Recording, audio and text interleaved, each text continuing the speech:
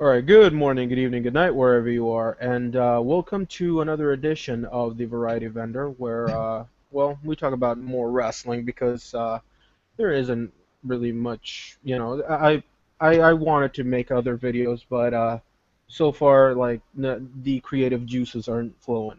So let's talk about Raw this week. I'm joined by, as always, my one-man posse, AJ. What's up, people? And of course, you can join us on the Elite Click, where we talk about pretty much everything, and just keep it PG, people.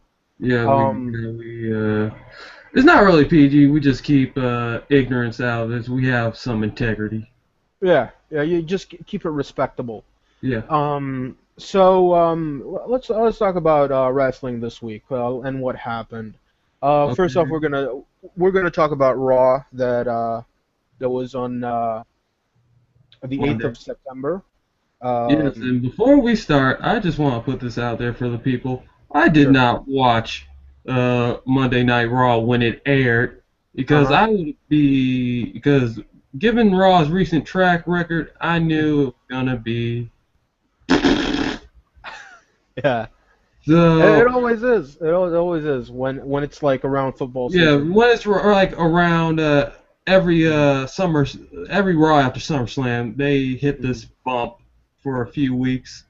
Yeah. So I was watching the NFL games, but Hmm. I DVR Raw, so I'm back in the loop. Right. Well, I did miss like a large portion of Raw because, um, I really wanted to watch Raw because, hey, I'm now like a reviewer, I owe it to the subscribers, but and the viewers, but Yeah, I owe it to them too, but what's yeah, more compelling to me, yeah. watching Jerry Springer or watching the Lions and the Giants? Hmm. Who are you gonna choose? Even if you're not a football fan, you're gonna watch football instead of this bullshit. You Yes, know, we'll get into that later. yeah, and this is the thing. I really feel like I'm forced to watch Raw nowadays. I really miss the days where I'm like, oh man, I can't wait to see next week. Now I'm like, when is next week gonna come? When I'm gonna watch Raw, and when am I gonna review it? Man, I'm really sick and tired of this. Man, I think, So, can I get my thoughts real quick? oh, go for it, I man. think this is like just the period where the writing team is more relaxed or on vacation and they Yeah. substitute them for a different staff or something like that. Hmm. It feels like, the guys, like you said, they're going on vacation, and the guy in charge is like looking through the trash and looking for recycled ideas. And he's like, oh, what have we haven't done like in years or whatever. Ooh, Jerry Springer, we still got his number. Let's call him. He's not doing anything now. I think Jerry Springer's show got canceled like 3 or 10 years ago. I don't know. Probably. Um, yeah. So like but you know what? We'll get to that. We'll get to Yeah. the segment.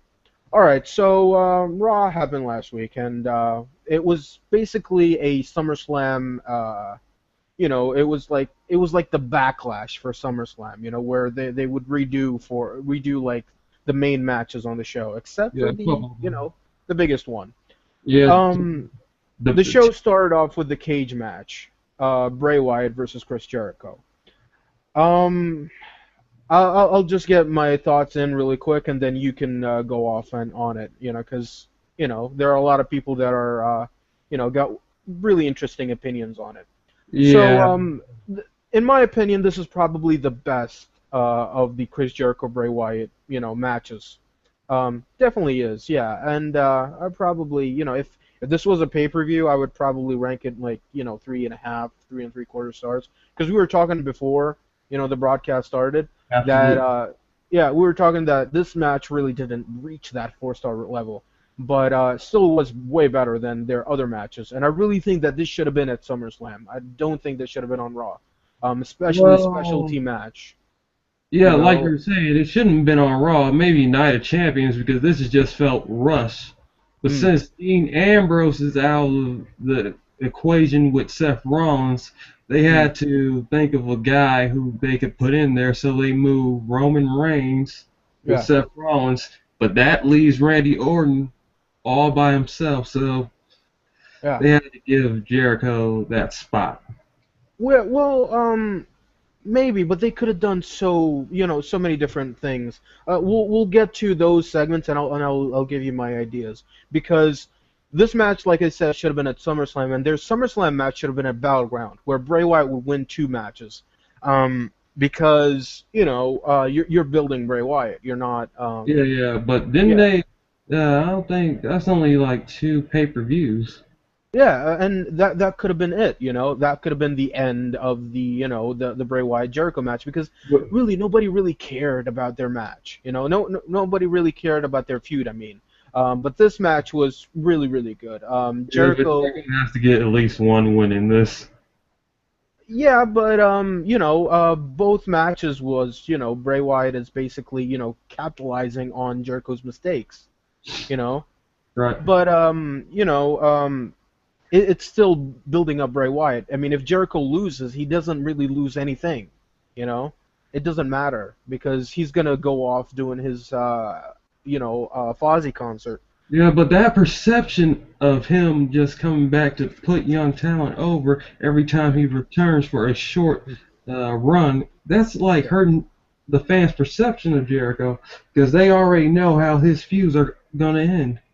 Well, that's where you would start the feud between him and Randy Orton. You can have like Randy Orton be so pissed off that he lost against Roman Reigns at SummerSlam that he would beat the crap out of Jericho, like while he's in the trainer's room, and then that would lead to Jericho versus Orton, where Orton would lose to Jericho again, having like some sort of losing streak, and Jericho would gain a match, and Orton would bring back his, that badass heel character that he had back in '09, you know. Let's get back So to that. yeah, so we'll talk about that as we go along because there's a lot of Orton on the show. Um, yeah, so like I said, I'd probably give it a 3.5 stars if this was a pay-per-view. But the match itself, not like what a lot of people say, and that I think that's a good segue for your opinion on it. Yeah, the match itself was kind of overhyped. It Hmm. was like I don't know, like Jericho isn't the. I'm not gonna say Jericho's bad now, but he's not the worker he used to be. Because Yeah. he just doesn't get Bray Wyatt's pace Hmm. on how he methodically dissects his opponents. Hmm. So Jericho doesn't really gel with Wyatt. Right. I don't know who fault that is. I don't blame either man, but they just don't gel. Right. Their chemistry Yeah. is off. And the I match itself, don't think that it's Jericho's fault. It's just that WWE hasn't been giving him something to work with. yeah, and it's a little ring rust on his parts. Yeah. And yeah, the match itself was, I say, was good. Hmm. But what I'm seeing from the message boards and the forums online, everybody's talking 5 star. It's instant classic. I'm like, what? Were No, we? no, no, no. Was I seeing a different match with Hmm. Bray Wyatt and Chris Jericho? I'm like, it was a good match, but I wouldn't say it was great. And Jericho was pulling out some interesting moves in this match.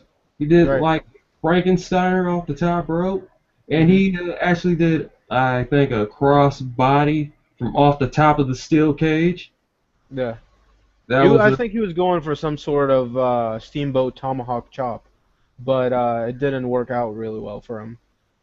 good thing too. And he sold that leg injury, so I'll give him that. Yeah. Yeah, I'll give him that as well. Jericho is really good at making you Story. believe in the match. Yeah. Yeah, and storytelling and stuff like that. I really like it, and I love the ending as well. Some people said that the way Bray Wyatt won was like a chicken shit heel. What the? Um, You're not I don't. supposed to like him. You know? Yeah, I don't think that was it. I was looking, I watched the match probably twice or three times. I'm watching it Um, right now. Yeah, and I didn't notice, the chicken shit heel because after I watched after I saw the show, I went online and checked everybody's reviews. Everybody was saying like, oh, Bray Wyatt, he came out looking like a pussy and stuff like that, and I was like, really? That I looked like a watched, clean win to me. yeah, and the way that he won was that Jericho pulled him out accidentally. You know, it wasn't that Bray Wyatt came out. It was like Jericho pulled him out accidentally. That Bray Wyatt, fell to the ground, and he was like, "Holy shit, I won!" And then he, put on like a beatdown on Jericho after that, which Yeah, really made him, that's yeah, and when it, Harper and Rowan really came into play. yeah, and Bray Wyatt didn't look like a chicken shit heel at all.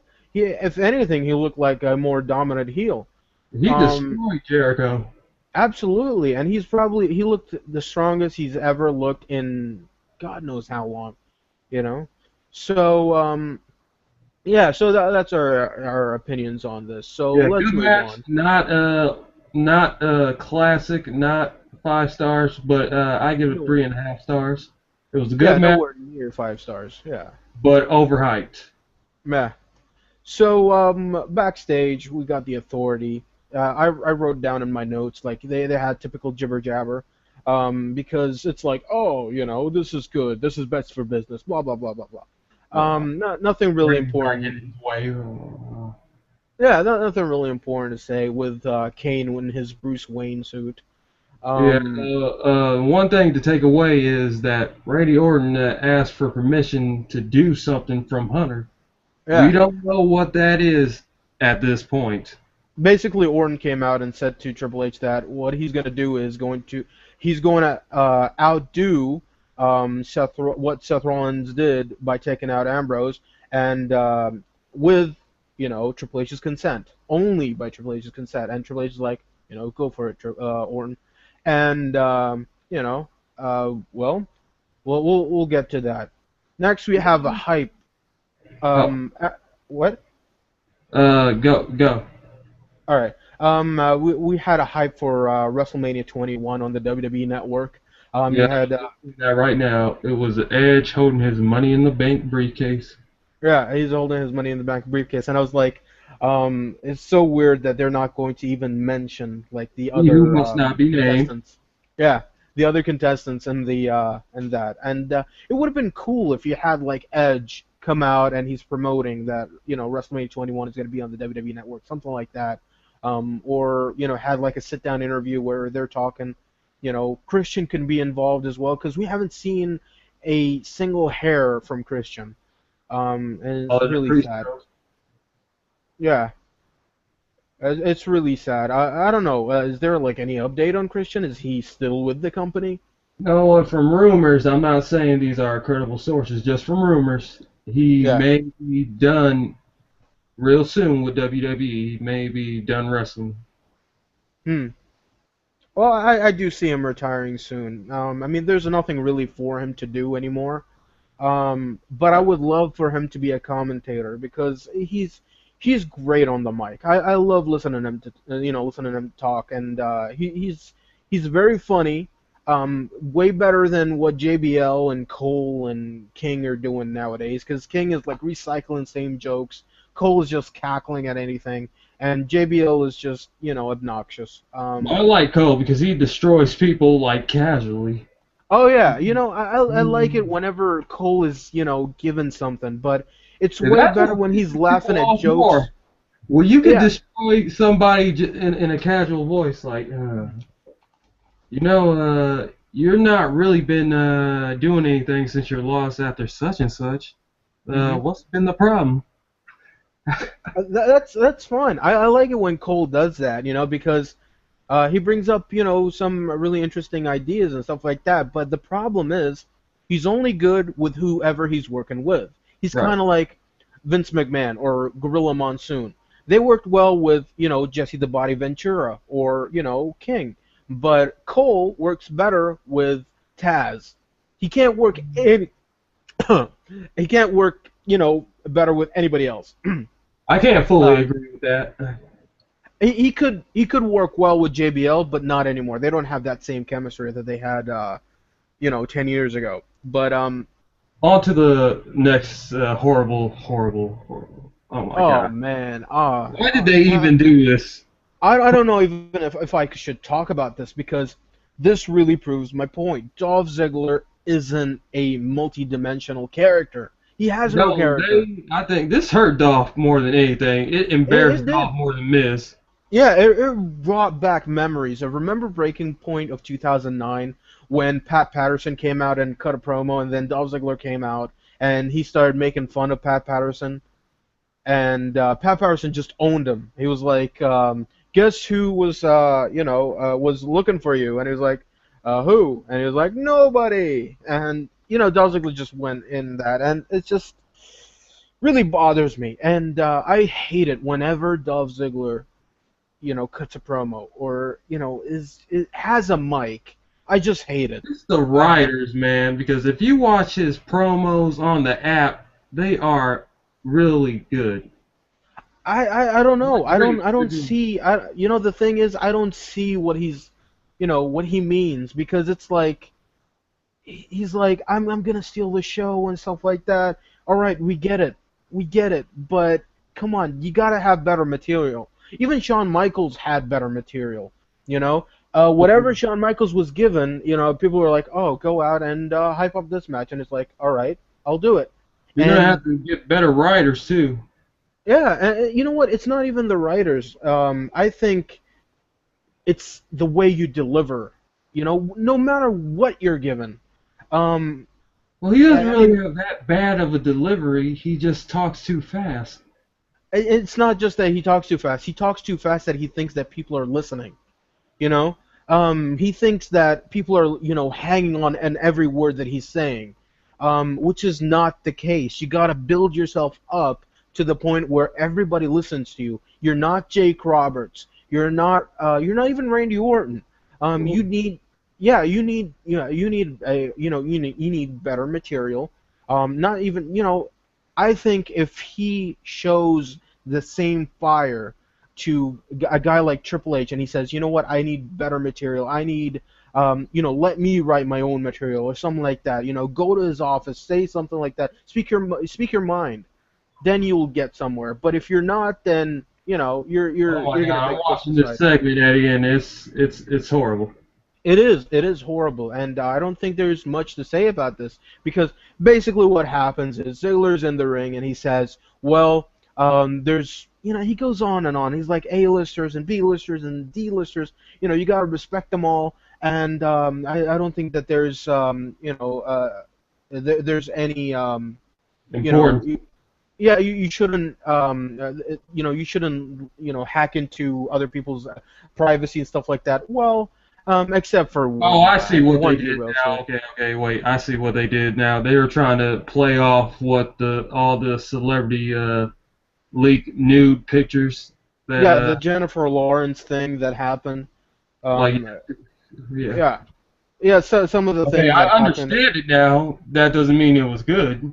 Exactly. I mean, it wouldn't have worked good, with a guy like, Dolph Ziggler, because you're not a good talker. You shouldn't be doing stuff like that. I mean, if it was somebody that was with Ziggler, I mean, I don't even know who it should be. Where it could be like Lawler with Ziggler.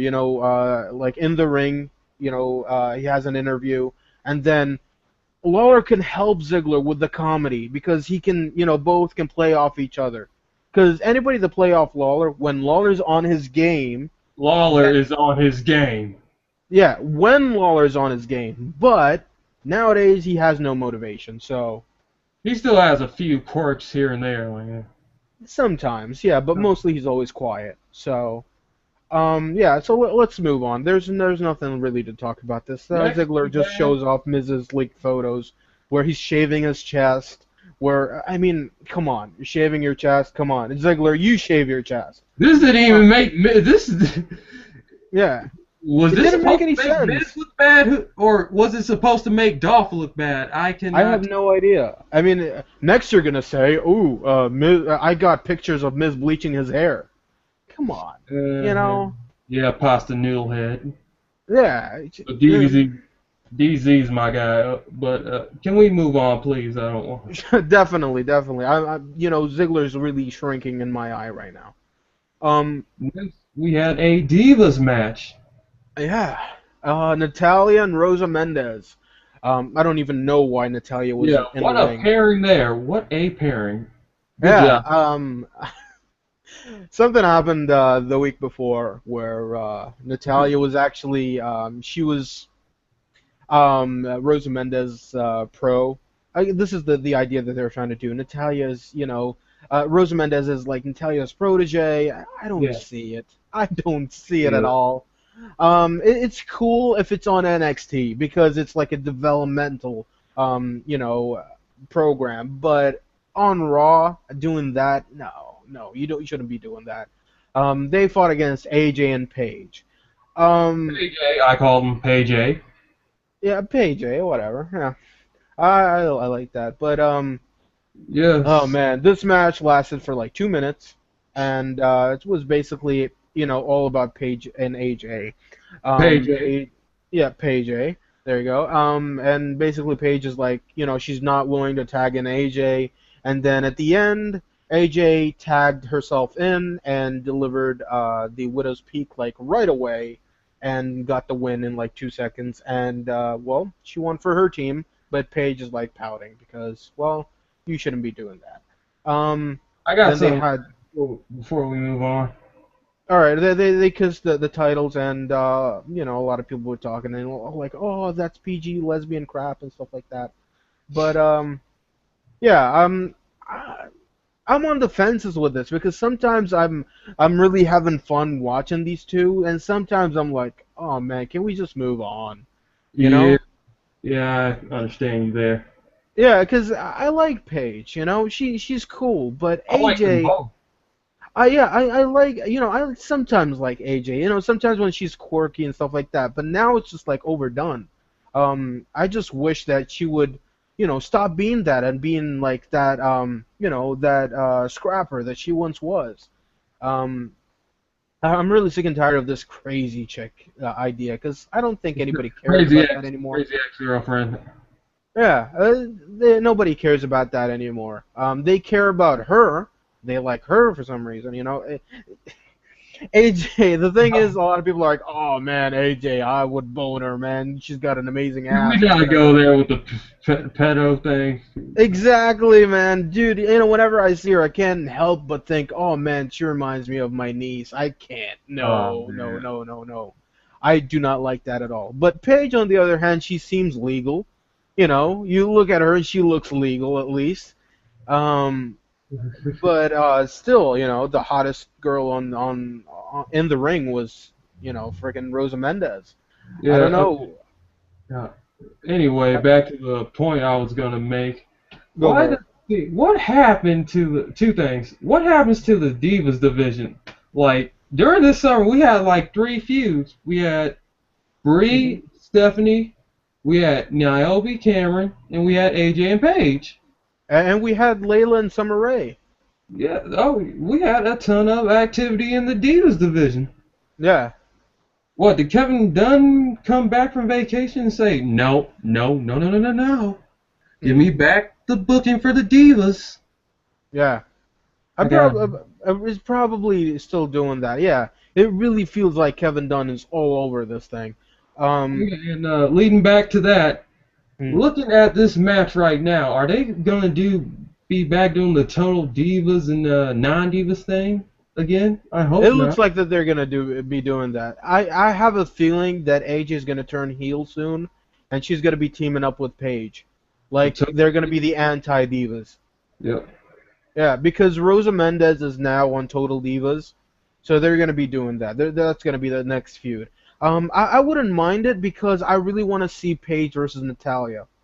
I think that that's gonna be a kick-ass match, and that's gonna. It looks like it's gonna be in like Survivor Series They had a or good match. They had a good match on NXT. yeah. It really feels like that they're gonna have even better match if they're given the time.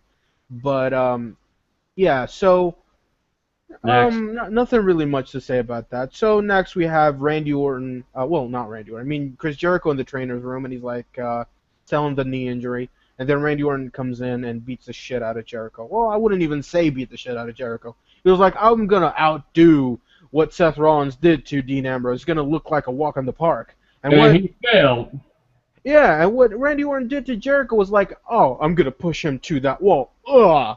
And then he just, just gently pushed him to It's the funny table. because the trainer did not get help, Yeah. or he did He not just try to moved out of fight the him. way. Yeah. But anyway, I'm just nitpicking. I'm just nitpicking. Man, you can nitpick the shit out of this because this was absolutely horrible.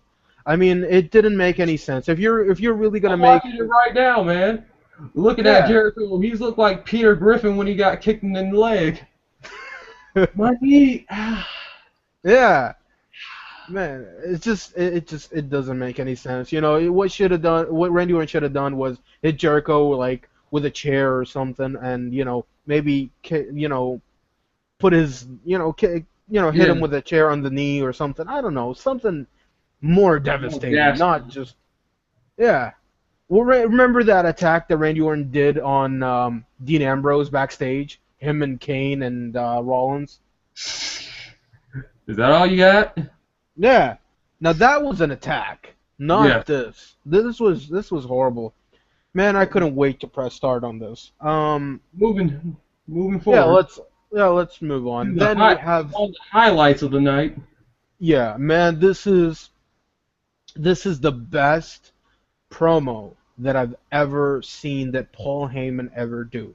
This is the best segment that I've seen Paul Heyman in. Paul Heyman Both. is literally in the back Yeah. after each Raw, trying to think of ways to outdo himself.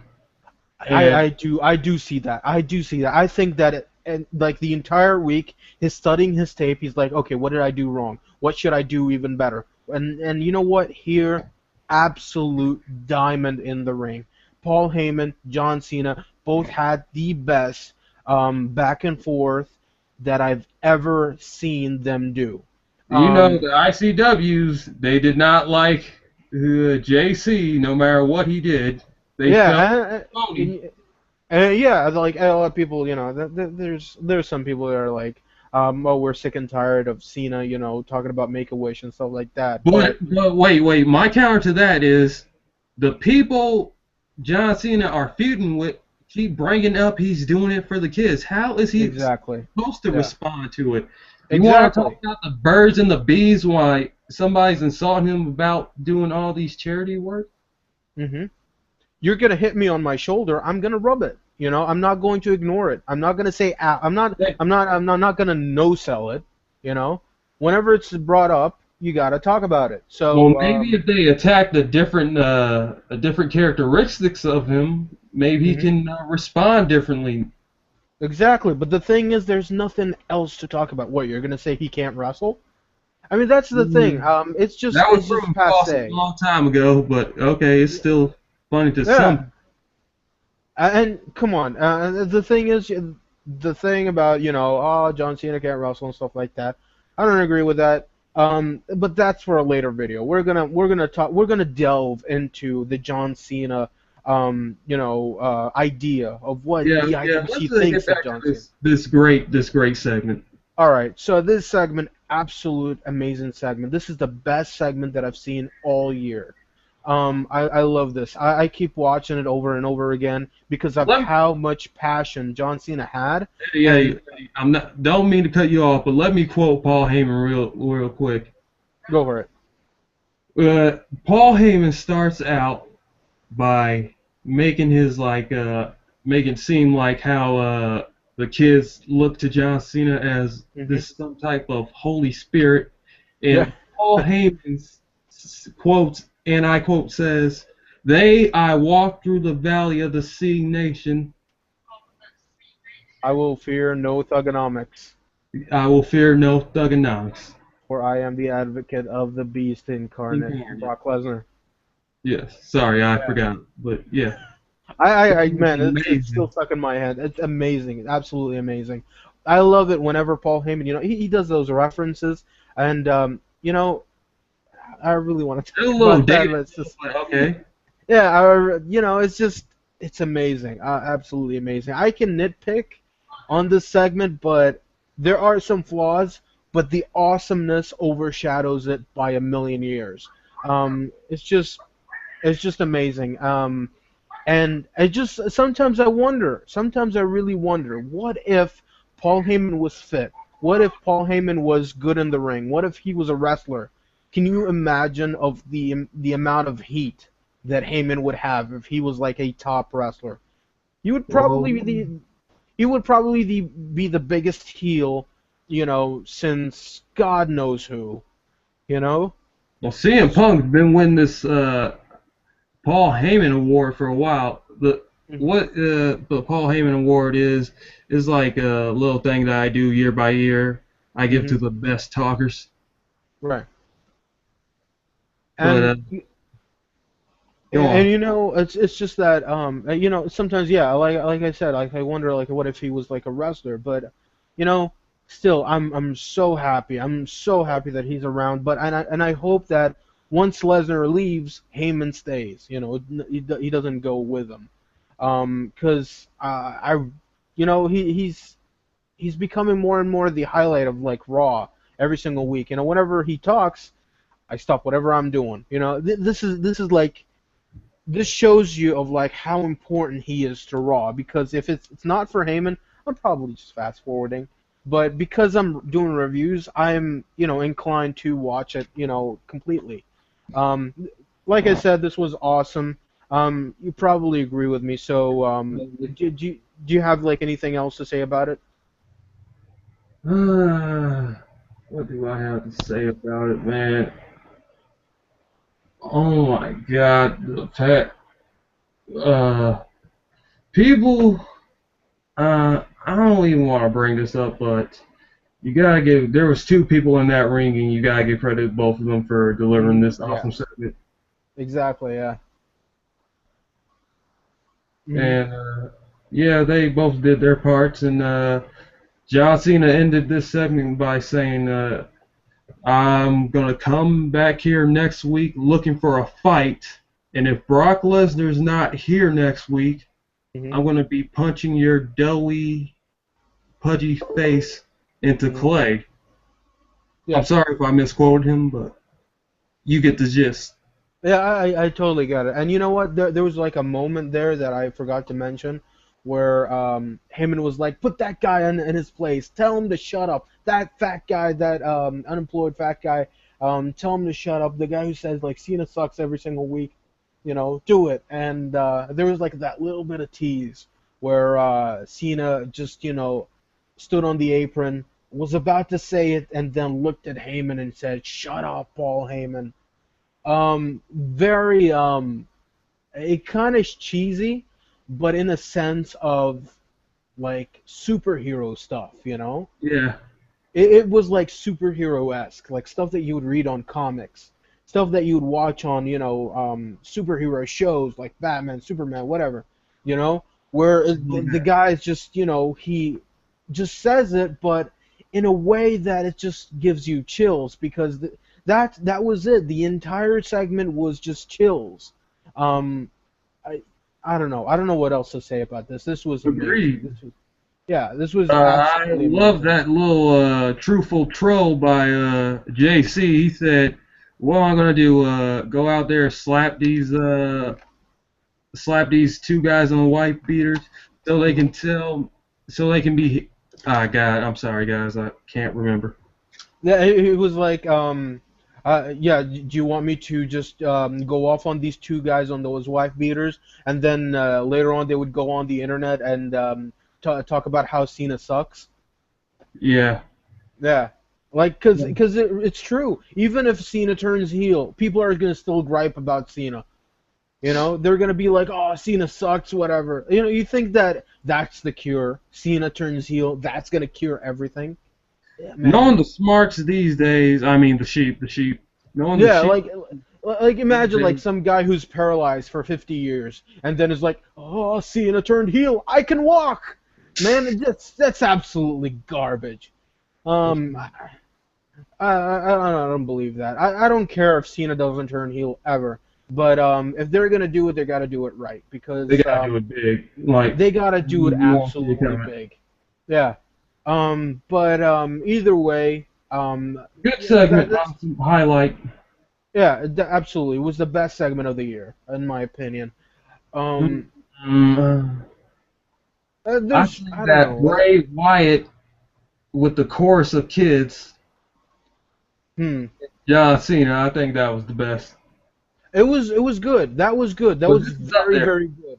But I wouldn't say it was as much as this because this was from start to finish interesting. This was from start to finish. You were glued to your TV screen. But that chorus of kids that Bray Wyatt did was like kind of was boring at the start. I gotta admit. But then when it started going on, it started to become awesome. But here it was like from start to finish, from the point that Heyman walked out to where Cena walked out. It was just amazing. Um, so yeah, so let's move on. Yeah, let's move on After to the Sheamus match. Yeah, after that we got Sheamus and Seth Rollins, and holy shit, was that a breath of fresh air. That was a pretty Um, good match. Pretty good match. Absolutely, man. And I don't know if I'm like, overrating it or even saying like it was way better than it was, but god damn was it a breath of fresh air because Rollins got a new guy to face, Sheamus got a new guy to face, and it just That's was fine. really good. No Yeah. RVDs for the for the no RVD versus Rollins for the 90th time. Yeah, and no more Sheamus versus Damian Sandow. God damn it, I'm really sick and tired of them facing off, and it was so great. And even Cesaro versus Sheamus is gonna be fresh. They had a few matches before, but it's still fresh. Um, and I'm really looking forward to their match at Night of Champions, but I don't feel like Cesaro is gonna go anywhere up. Um, Still, though, this match was good. The ending was kind of weird because it looked like that. Hey, Sheamus could have gotten out of it, but he ate that curb stomp right away. Um, and I don't mean like he could have kicked out of the move, but I mean he could have countered. Oh, Um, counter. Yes. yeah, because you can't kick out of that move, man. That's you gotta be Lesnar to kick out of that. Um, but yeah, good. It was a very good match, really fresh match. Cesaro attacks Sheamus after that match and delivers a neutralizer. And God, he Which need a new character. yeah, Cesaro needs something new. He really does. And I don't know, maybe The James align Bond himself. team. Yeah, maybe align himself with Rusev or something. I don't know, Ooh, something. that would be. Ooh. That's Yeah, not a bad idea. That's not a bad idea. yeah, it would give something for Rusev to do. And also, it could lead to a feud between Rusev and Cesaro where they're feuding over Lana. I mean, who wouldn't give an arm to be with her? Mhm. Um, so yeah, it was a good segment, good match. Um, kind of looking forward to. I'm looking forward to Cesaro and Sheamus. Yeah, I think that it's going to be a good match. Yep. So what are your thoughts? Yeah, brawl. Hmm. So yeah, after that we had a promo for WWE Countdown. Do you watch that show, by the way? I watch it and it's complete BS most of the time. Yeah. They do with Um, different kinds. They do a countdown on the app and a countdown on the network. and a countdown on YouTube. Like, yeah. It's the same as the app, Yeah. but the results of these countdowns are totally different from each other. Yeah, I don't get it. Like, who are voting? The fans or the wrestlers? Well, what's up? I mean, I don't get it. Me, Yeah, but I watched like a little bit of it because they were talking about the best big guys in the business. Then I saw Psycho Sid, and like, okay, I can stop looking at this right now. Yeah, because there are a lot of big guys out there, and they're like, oh, Uncle Elmer, and I'm like, what the fuck, Uncle Elmer, dude, the guy wasn't even a decent wrestler. The guy was horrible in the ring. Man, I remember as a kid, I hated him, and for some reason he was a face. He was a baby face. I don't remember him. Man, they were hyping in Saturday Night's main event, the second one, of him. Like the main event was him in a wedding. Jeez, who wants to see that guy get married? And Hogan and Andre were like, his best guys, and it just was horrible. But Yeah, back, so let's move on. Yeah. After that, we got a Lana segment. She was hyping Rusev versus Henry at Night of Champions, and I think she talked about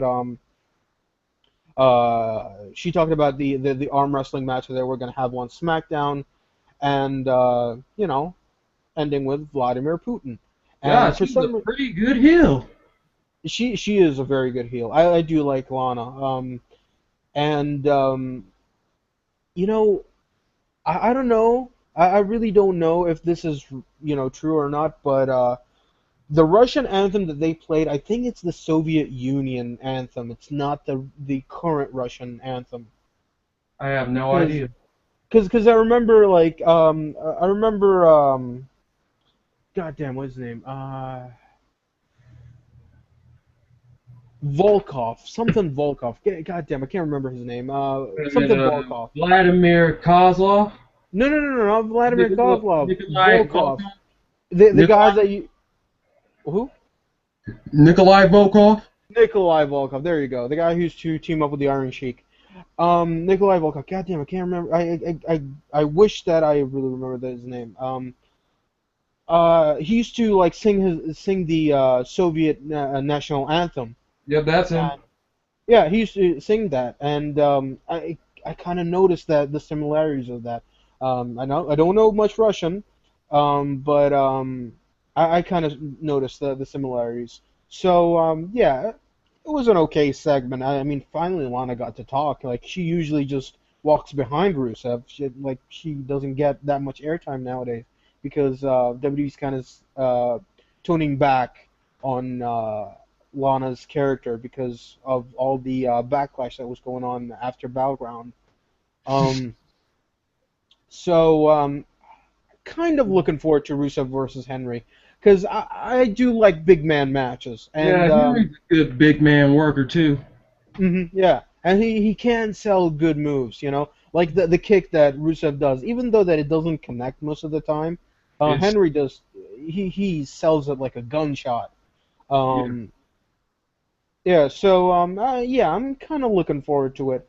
Um, so after that, Lawler, I wrote down Lawler pouts like a ninja turtle because he was like, Yeah, I'm not gonna stand up. I'm just gonna. Yeah, I would rather everybody sit was on the trying to floor. use JBL.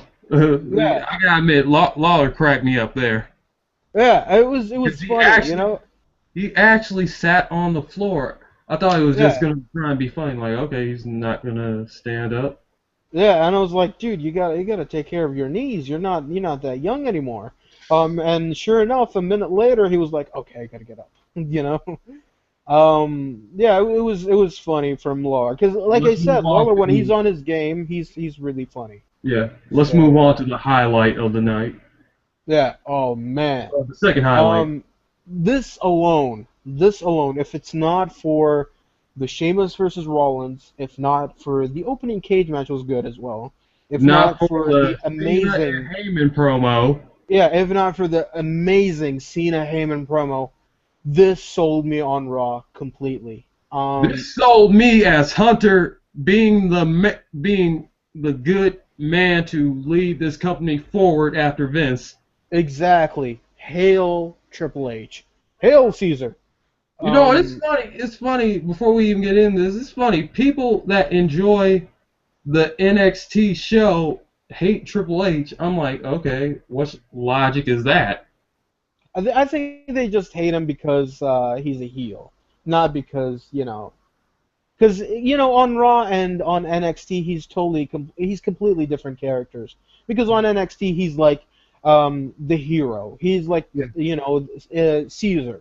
But on Raw, he's the guy that's trolling the fans. That's like, making fun of, the IWC and stuff like that. So, you know, Yeah, let's get back to this. which makes Triple H an amazing heel. So, yeah. So back to the amazing, amazing, amazing NXT Takeover hype. Showcase. Yeah, they hyped the pay per view first of all. Um, well, not a pay per view. It was a free per view because it was airing on the network. Um, and they had a video package. The sit down interviews they showed them, and then after that they had a match. The match wasn't too long, but I think it was enough. It was a taste of what these The guys can do. future. Yeah, It and it was was great. left. hmm And the thing that I didn't like though about this was Tyson Kidd, because Kidd, the match was like 4 minutes long, and I'm sure the Kidd was told that this match is not going to be that long, and for some reason Kidd was doing rest holds, and I didn't like that. The NXT is about young guys, it's about fast-paced action and stuff like that, and if you're going to win over the crowd, you gotta build up. You gotta do that fast-paced stuff. You shouldn't be you shouldn't be out there acting as a heel or a character or whatever. You should show your character. That's fine, but Right. overdoing it to the point where people are like don't even care about the match, because when He Kid was lost in the like ring, because I'm when kind Kid of was in the ring, the fans weren't they weren't chanting, they weren't loud, they weren't anything. But when Zayn got the upper hand, or when Breeze did a few stuff, or when even Adrian Neville, man, Adrian Neville looked like a huge star coming out of this. He looked like the guy that can hang with the best in the Rocker Room. Um, and he was showcased amazingly here. Great. It was a great showcase. I absolutely enjoyed it. Um, would have hoped that there was gonna be at least a Tyler Breeze entrance. yeah. Um, man, I would have loved to have Well, seen the hey, crowd. the WWE universe is ready for that. Exactly, yeah, and that would have been cool. I would have loved if at least there was a Tyler Breeze entrance, because he got the pinfall.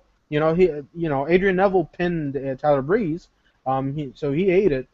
But at least come on, showcase Breeze. Give the fans a reason to invest in Breeze. But Adrian Neville looked like the bigger star here. So yeah, you got any more thoughts on it? No, it was just a great showcase of what is to come to the main roster in the coming years. hmm Uh, I but would say I would say even weeks. I think Adrian Neville is going to be there. But mm, as for Breeze and Tyson Kidd, I don't think he's ever going to be back on the roster. maybe if they gave a cruiserweight title to Tyson Kidd, yeah, I don't know. I don't think that they're going to bring that back. They have too many titles as it is. you're right. But Tyler Breeze is going to take some time, because I think that Triple H wants to. I think Triple H really likes Tyler Breeze, to the point where when he finally debuts, it's going to be a big deal. So he's going to bring him in when everything is planned out for him. Um, but yeah, continuing on, Jerry Springer featuring the Bellas. Um, I thought that this. I was like, you know what? I I'm gonna didn't give. even watch it when it aired. I had to watch Yeah. it off my DVR. Well, my stream was cutting, and I couldn't watch it, quite well, because it kept on cutting. It kept on. I had to refresh over and over again. Well, to put But it straight before everyone, this was just a little promotional stunt for Total Divas. yeah, exactly. And it wasn't even a publicity stunt for WWE itself, because of what happened to Springer later on. But man, I thought that this was gonna be good. I was, at least decent, You, because I like Jerry Springer. The thing is, when he used to be on like the guest host thing, he was doing all right. I was thinking that there was going to be something cool or something that interesting, but holy shit, you got Mama Bella, Papa Bella, and freaking JJ. Who the fuck is JJ? And you had Mama Bella and Papa Bella on Instagram for some reason. I was like, is that Mama Bella or nah? You know, I was like, what the fuck is she doing there? And the thing is, um, she she was even a worse actor than Brie. I was like, there cannot be a worse actor than Brie. Not, any worse. No way. And then, Well, at least you can cut a Lord behold, better promo than both of them. yeah, and Mama Bella and Papa Bella were like, "Oh, you two need to stop fighting. You're tearing the whole family apart." And I was like, "Where in the hell is goddamn what's his name? Ah man, Tommy Wiseau from The Room." I was like, "You're tearing me apart, Lisa." I would have I would have loved if this guy was in there. But yeah, horrible, horrible segment. Not even in a good way. Not even in a way that you're like, oh man, at least it's entertaining. They started rolling around like the older divas used to do, where they would roll around over Jerry Springer, and Right. apparently Jerry Springer broke a rib from that. And I was like, all right, bring back that announcer. How much does this guy weigh? You know? Um, Art Donovan. Art Donovan. Yeah, there you go. Um, yeah. But still, it was a great pay-per-view. King of the Ring '93. It was in '94. Can't remember. Anyways, How are they wrestling each other? How is yeah. It reminds me of one of my friends. He was like, "How does Japanese people talk Japanese? That's so freaking hard." let's move on because we got a lot to cover. All right. Yeah. So after that, we got the Dust Brothers versus the Matadors. Man, the Dust Brothers, I love them. I love, love, love them. They're my Me too. favorite tag team right now. Um, I, I don't know what else to say. They had a good match. It was a squash match. Mm. But before the match started, there was that little video thing that happened where the Usos were, hyping up their feud, and it was horrible, absolutely horrible. This is why Um, I say the Usos should be the heel in this. exactly, they were absolutely horrible. Jimmy was like, "You hurt my brother, and when you hurt one of us, you hurt both of us, and when you hurt both of us, we hurt you back." And the, Ooh! and the yeah, and the hurt is coming. Ooh, so absolutely horrible, man. I hate it. I absolutely hate it. Yeah, the Dust Brothers win, and eh, they need a tag team finisher. Am I the only one that thinks this? Or am The I Dust just Brothers, nitpicking? yes, they do. Yeah, because Cole was like, "Oh, it's their finishing move. They call it the Fade to Black," and Stardust was the only guy who was doing it. I don't know. Yeah, the match was all right. It was a rematch from last week's main event. But yeah, it was a good squash. After that, the Usos attacked the Dust Brothers. Really shitty way to attack them. They're like, ugh. They just pushed them off the stage. Yeah. Really, man, really pussy attacks on this Raw. Um, yeah. So you got anything to add? I got nothing to add other than, man, I'm impressed at how good Cody is as the Stardust character and how Yeah. it shows off his versatility Hmm. as being different characters. He's actually changed his move set. Exactly. Yeah. Which really, a lot of people are like, "Oh man, Stardust sucks" and stuff like that. But man, you gotta even if you don't like Hey, Stardust, you gotta respect Cody Rhodes for Cody's committing. making chicken salad out of chicken shit. Exactly, yeah, and good chicken salad. Yes. Um, so because I think anybody can do that if the chicken ate lettuce or something. But yeah, um, yeah, after that we had like a tribute for Joan Rivers, and really adds to how much this year really has been like a tragedy fest Yes, because just been a year full of bad news. exactly, so much, we've lost so many people this year. Robin Williams, Joan Rivers, and Ultimate Warrior. Ultimate Warrior, and even recently we lost Sean O'Hare, an amazing amazing wrestler, and you know just a missed call, and I don't think it's WWE's fault. It's his fault because he had his own demons, and he was kind of tough to work with. Well, I think Yes. tough to work with is an understatement because this Yeah, guy he was was. arrested so many times. But either way, I was a fan of the character that I saw in the ring, the guy that used to say to Kendrick, "Go ahead and streak," and was saying to Dawn Marie to strip naked in front of the crowd, which I don't know if it's true or not, but Yeah, I can't recall. But yeah, that was moving from on. SmackDown's heyday. But yeah, and he was a great guy in WCW and stuff like that. He had a great future, but yeah, it was Self destruction. exactly, it was all on him. But yeah, let's move on. After that, we got Titus O'Neil versus Adam Rose for the I don't know. I lost count after 19. Um, so yeah, you had that, but basically the idea was to build up the bunny being like a wrestler because I think he's gonna I'm thinking debut. Sean. I'm thinking Michaels. Oh man. Oh yeah. Oh yeah. When And the I saw pop. that Did you? super kick, I was like, Mm, did, who can deliver one better? No. mm, Stevie Richards could be him. You Hmm, know, could be. possible. I don't know. It would be a cool return for him, but I don't think anybody would remember who Stevie Richards is. It'd be like, hmm, Hey, all the people making the CB jokes. yeah, they'd just be chanting, "Who are ya? Who are ya?"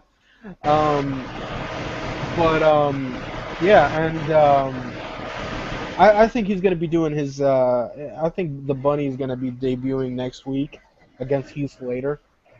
I do feel that's gonna happen, but yeah, I'm kind of looking forward to this. For once, I'm actually interested in what Adam Rose is doing now, because for weeks, for 2 months now, where Adam Rose has just been a lost cause, but now he's kind of got this rejuvenation, and I always have said this: Rose needs to be in a tag team. He doesn't work well as a singles competitor. Well, at least Um, not yet. yeah, he needs some time to work on his moveset because when Adam Rose shines, he shines in the ring, not in stupid segments. Um, yeah, and yeah, that's pretty much it. That's all I gotta say about that. You got anything else to add? You interested in this Adam Rose bunny thing? Yeah, I'm a little interested.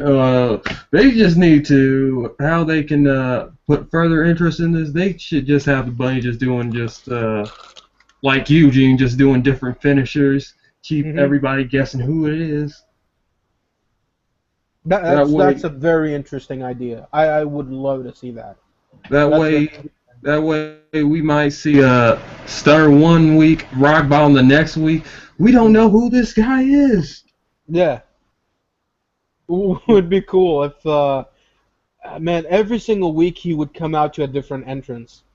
Where one time he would come out to Goldberg's theme, and the fans are chanting "Bunny, Bunny." That would actually work. Man, I don't know. I don't know if that would work. The pyro would burn him up because that suit is flammable. Um, yeah. So after that, we got a shitty Renee interview with Roman Reigns. Renee was like, okay, what does Randy Orton mean by? What do you think that Randy Orton means by this season premiere is going to be a one to remember? And Reigns was like, I don't know. And I'm like, what the fuck is this guy doing? I mean, he could have been like, I don't care. He could have said a million different things to, for this, but instead he was like, I don't know. It's But a, he's a snake and he's got the venom and I've got the antidote. And he cocked his arm like it was a shotgun. When you do that up close, it's not cool. Yeah, You look stupid when you do that. But in the ring, in the moment, it's different. You get the chills. You're pumped up. You know, you're doing all your stuff. That's cool. But when you do that up close in camera, when there's no audience, nothing, and all you hear is the fabric moving they need up to and cut the down. audience out in these backstage segments. Yeah, he shouldn't be doing interviews at all. No, no, Be no, the no. I mean, silent no, no, no. killer. I'm talking about all the backstage segments. They need to cut the noise from the audience out. Mhm. Because remember the Jericho Wyatt interview with Michael Cole? Yeah. You could hear the audience.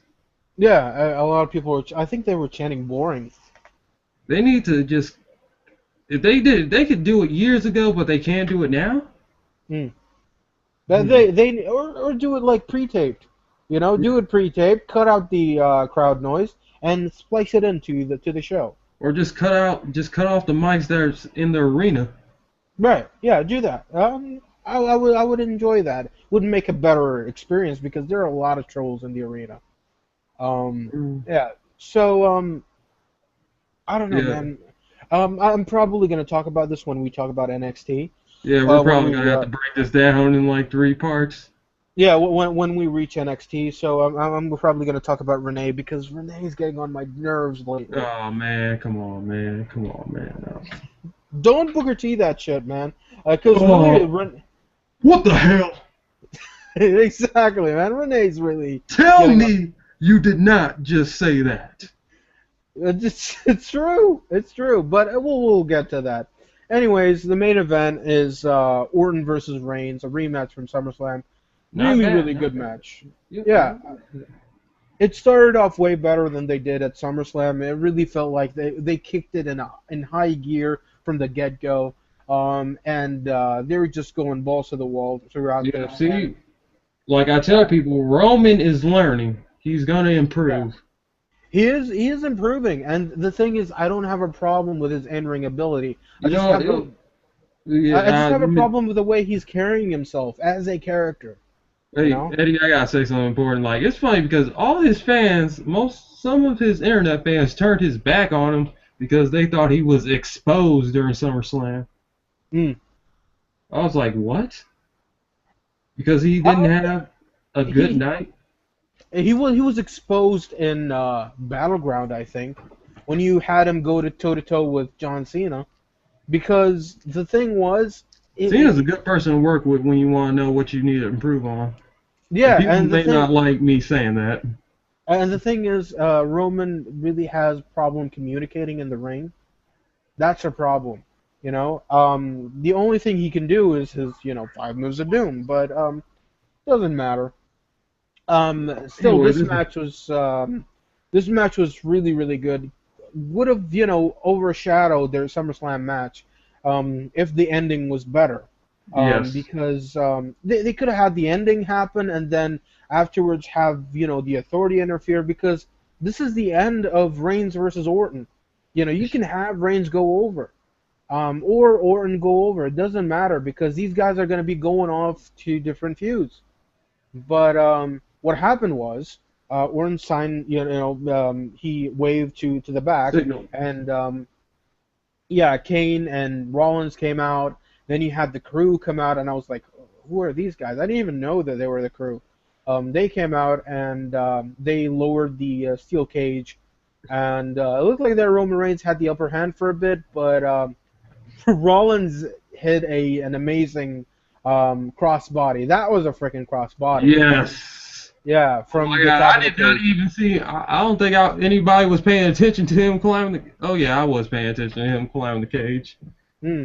But you just look up and you just see this man just coming crashing down on you.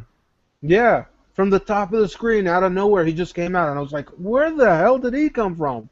He You know? channeled his inner Rey Mysterio or his inner Spider-Man. Mm-hmm. His inner Jeff Hardy, because a lot of people are making that comparison. Just because the hair. It's the hair. Not just the hair. He's a little bit of a spot monkey. You know? But he does his spots on the spot sometimes. Yeah, and what I like That about makes me hard to Sorry to cut you off, Abe, but that makes it hard to distinguish what a spot monkey is because what I think of a spot monkey is like doing like things that are like pre-planned, Hmm. opposed from just playing a spot in the ring. Exactly. And you got to make your spots mean something, and that's the thing that Seth Rollins does. He does it when it matters. He doesn't But do it just for the sake of doing it. If you want a spot monkey, you got to watch Teddy Hart or Jack Evans. You know, those guys were spot monkeys. You moving know, to oh, Juventud Guerrero. There you go. Um, we're back to um, Shane McMahon, the king. hmm So, yeah, it ended with Rollins doing a curb stomp on Reigns, like But on the only steel chair. after Orton repeatedly slammed the chair on the back of Roman Reigns. Yeah, and I'm getting sick and tired of chair shots now. I'm like, if you're gonna not gonna hit somebody on the head, then fuck it. Don't even use a chair anymore. I think it was. I disagree. It wasn't like bad. It wasn't like it Yeah, was I'm not. believable. I'm not saying it's bad. I'm just saying that it's getting overdone. Where you Yeah, hit a guy on the stomach, then you hit him in the back, then you hit him again on the back while he's down. It's just come on, do something else. Do something creative. DDT him on that steel chair, like second row DDT or something. right. But yeah, Kane did like a stupid choke slam on Reigns. Like it didn't even Which look like killed all his magically killed all Reigns' momentum. yeah, and the way that Kane did it, it was just like stupid. I don't care how impactful you make the camera look when you zoom in and out.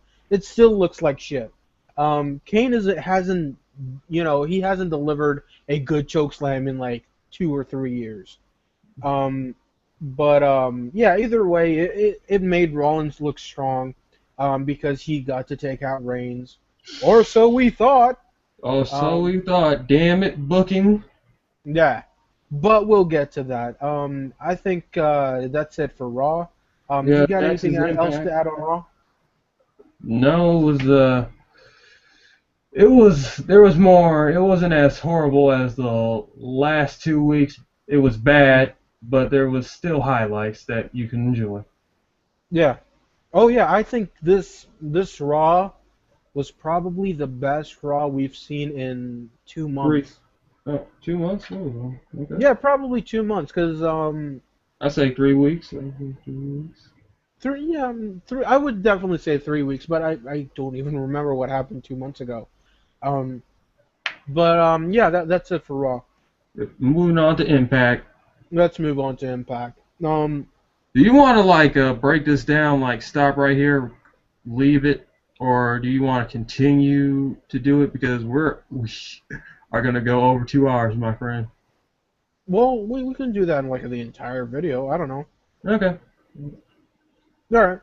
Um. So let's see. Where the hell are my notes? All right, there they are. Okay.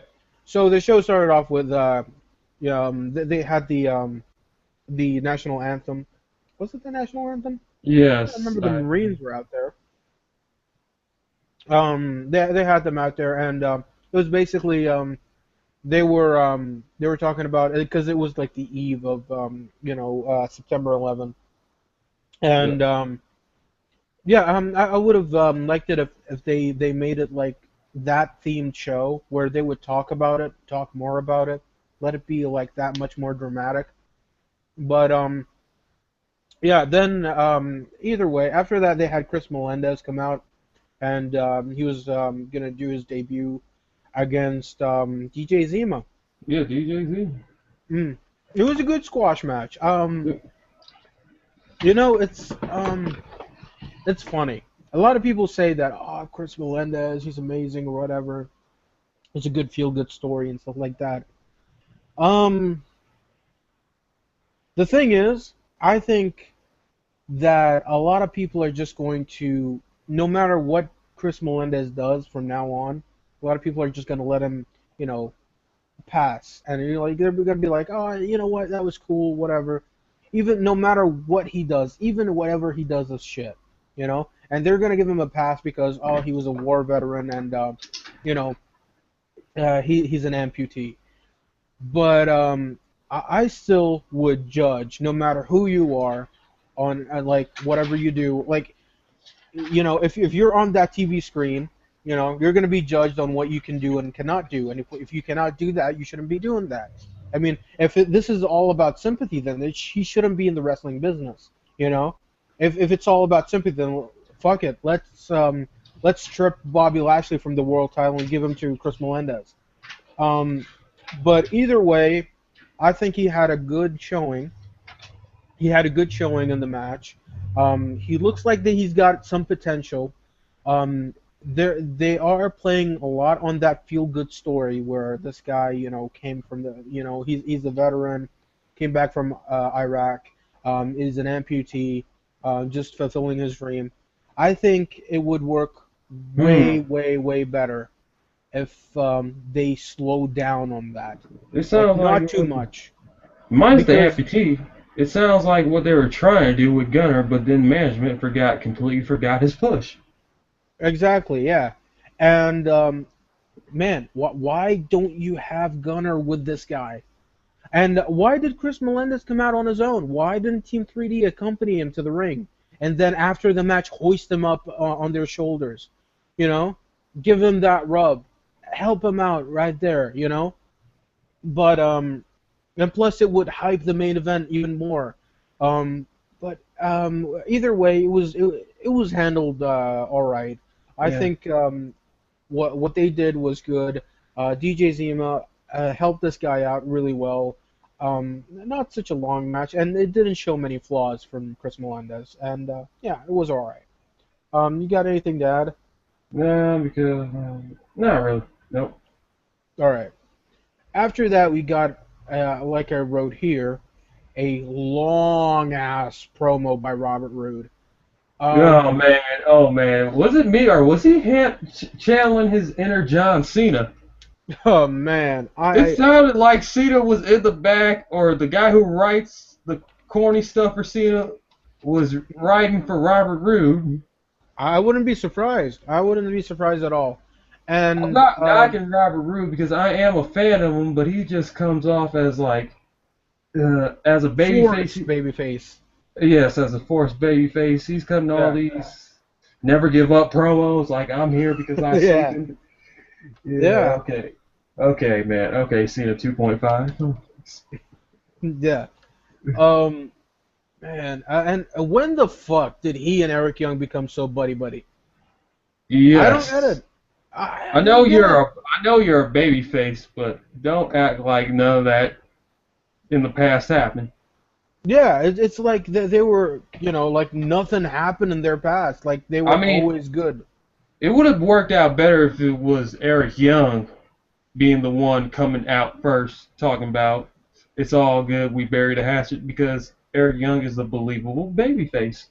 Yeah, I get that. And Eric Young should have come out first, and he should have been the one that was talking about Robert Roode, and then was like, "Man, I'm sorry I let you guys down," and stuff like that. And that Robert Roode was the better guy. Put Robert Roode over. Don't make Robert Roode come out and put over Eric Young, the guy who lost. That's stupid. I hate when they do that. Anyways, that got interrupted by Black Evolution. Um, The Nation of Evolution. the nation of Mariquez Evolution, Yeah, whatever. evolution is a mystery, full of chicken wings and Kool-Aid. And Watermelon. Yep. Um, yeah, so, Triple MVP. yeah, Black triple Tista. MVP. Kenny Legend. Orton.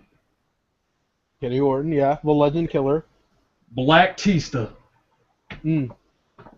And do you think that they're well, we'll get to this in a bit because what happens after that the trio beat up Rude, and then Eric Young and Samoa Joe come out and make the save, Before which we leads skip into that, a six-man tag. Before we skip that, Oh, why did they should have just let, if they were going to do like a jump, they should have just let Kenny and MVP do the jump. Why would you have the world champion who's been destroying everyone have to participate in this? It made Lashley look a little weak. Exactly.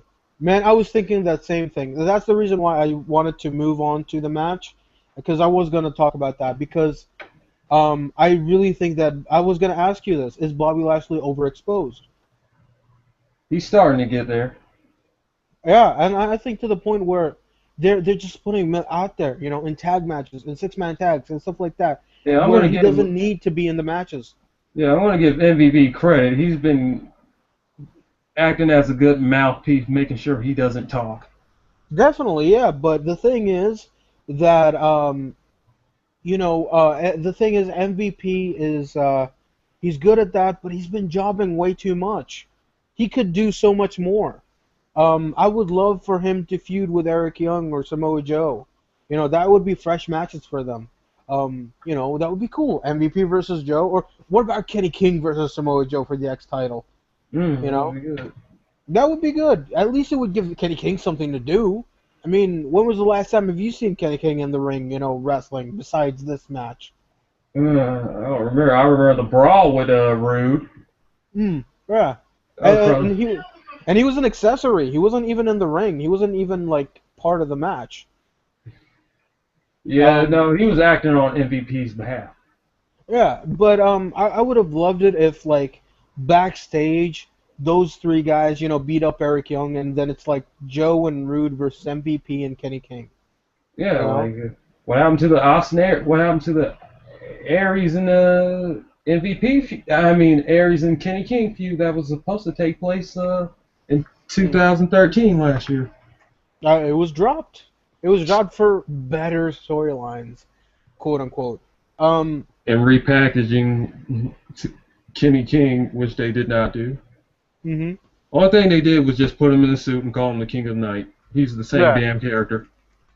Which I think is racist. Why would you call him the King of the Night? Yeah, I don't get that. Why not King of the Day? How racist of you. Oh my God, Um, those Southerners. yeah. And so let's see. The match was all right. Yeah, I remember the match was okay. Man, Um, Eric Young showing off the strength. yeah, yeah. When Lashley was doing all his MMA moves, and then had him in a triangle choke, and Young just picked him up like freaking like muscle People freak. forget how strong Eric Young is. Mhm. Like Yeah, I don't. he's always been strong. Even when they broke up Team Canada, I was like, okay, this guy looks kind of strong. He's in top physical condition. Mhm. Yeah, I was and he like, always has been that, even now more than ever, because you look at his body, that it's just he's getting better. he's been hitting the gym. He's been hitting the weights. Oh, way more, way more. It feels like he's been hitting the juice as well. I wouldn't say that. EY doesn't seem like that type of guy. Could be, never know. Yeah, it could be, but Dude, you yeah. can't get that big in like less Until than a I see year. man tits. Until I see man tits. Mm. Show me So the titties. Show me the titties. Then I'll we're believe kind of you. seeing that now, because it's like, Triple H type of tits. I remember when I was first starting wrestling back in the day. Mm. Back when Kane had his mask off and didn't wrestle with his upper shirt or whatever. I just noticed Mm. this dude had some man tits. You Like, notice weird stuff, dude. I mean, I notice weird stuff, but man tits, come on. come on, man. I was like young into I watched documentaries on steroids. Oh, So I like noticed something like, maybe this dude's that on. makes sense. Yeah. So And I anyway, heard back to that the guys who take steroids, they would sweat a lot. yeah. Mm. So All anyway, back right, to this. so yeah, the match was all right, and Rude won with his Rude Bomb, which is like the attitude adjustment again with the Cena When reference. Yeah, he did a act. No, I wouldn't call that the attitude adjustment. You need to watch his match with James Storm last year. Now that Mm. was an attitude adjustment. This is more of like a fireman's carry neck breaker. Mm. But Well, anyway, yeah, it's more devastating the attitude adjustment, but still, dude, Yeah. You can use other moves. Yes. Canadian Cena beat Triple MVP.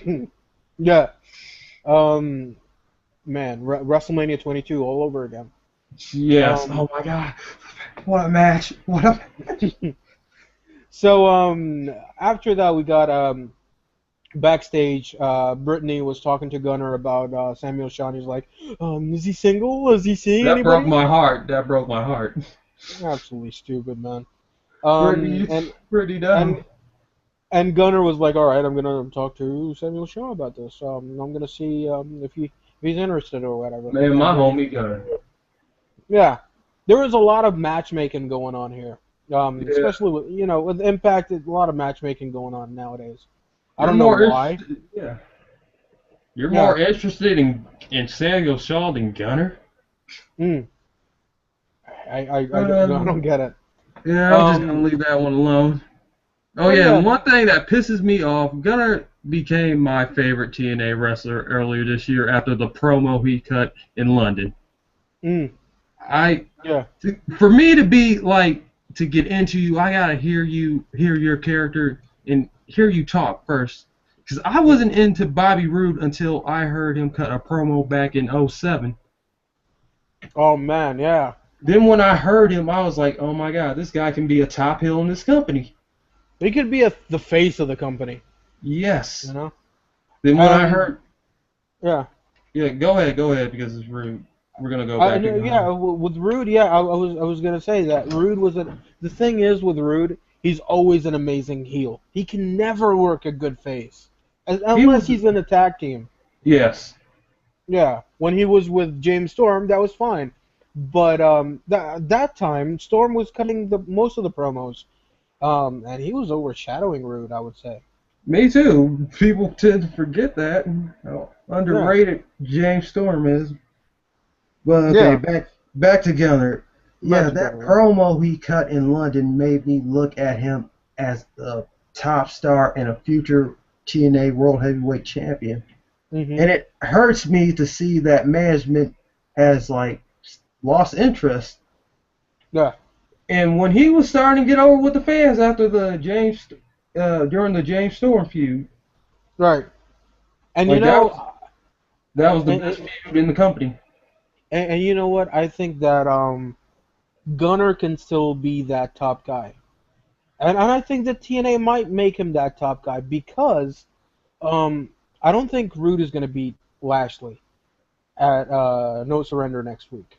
Hmm. Um, and you're still building up Lashley because you're not gonna have Bound for Glory's main event be Lashley versus Rude 2. No. Um, No. it's gonna be built up, and I hope that it is, and I hope that it's gonna be Gunner versus Lashley Yes, I would have because gun. yeah, I would because have him go over. it would be an amazing main event. You would be putting over a new guy, a TNA guy, most importantly, Homegrown, homegrown. I know it's homegrown difficult for talent. TNA Yeah, management. I know that's difficult for you to put over homegrown talent. exactly. Yeah, and it would be somebody that the fans can actually root for because Yes, he's an army veteran as well. you need to see You know. him. Some of his behind. I'll post them in the Elite Click, which everybody can join. Some of his behind the scene stuff during his daily life. I remember Hmm. when they did the tour in London, and they were just following him around for a day, doing interviews and stuff like that. He handles himself very good, nicely outside the ring. Yeah, and you know what? This is the kind of guy that you want as a champion. A guy that would make media appearances, a guy who would talk to everybody, a guy who would Yeah, be outgoing. yeah, he's Um, professional. exactly, yeah. Not Lashley, who's a guy who's going to be on Bellator. Who watches Bellator, by the way? I was thinking, oh my God, he's lucky he won that fight because if he would have Yeah. lost, that would have been a bad look for TNA. But good thing Mm. Bellator gave him a jabroni. Yeah, exactly. And I was like, and they were hyping up that shit. Like, Lashley. We'll get to that because yeah, Yeah. I wrote it down. Yeah. Um, What's next?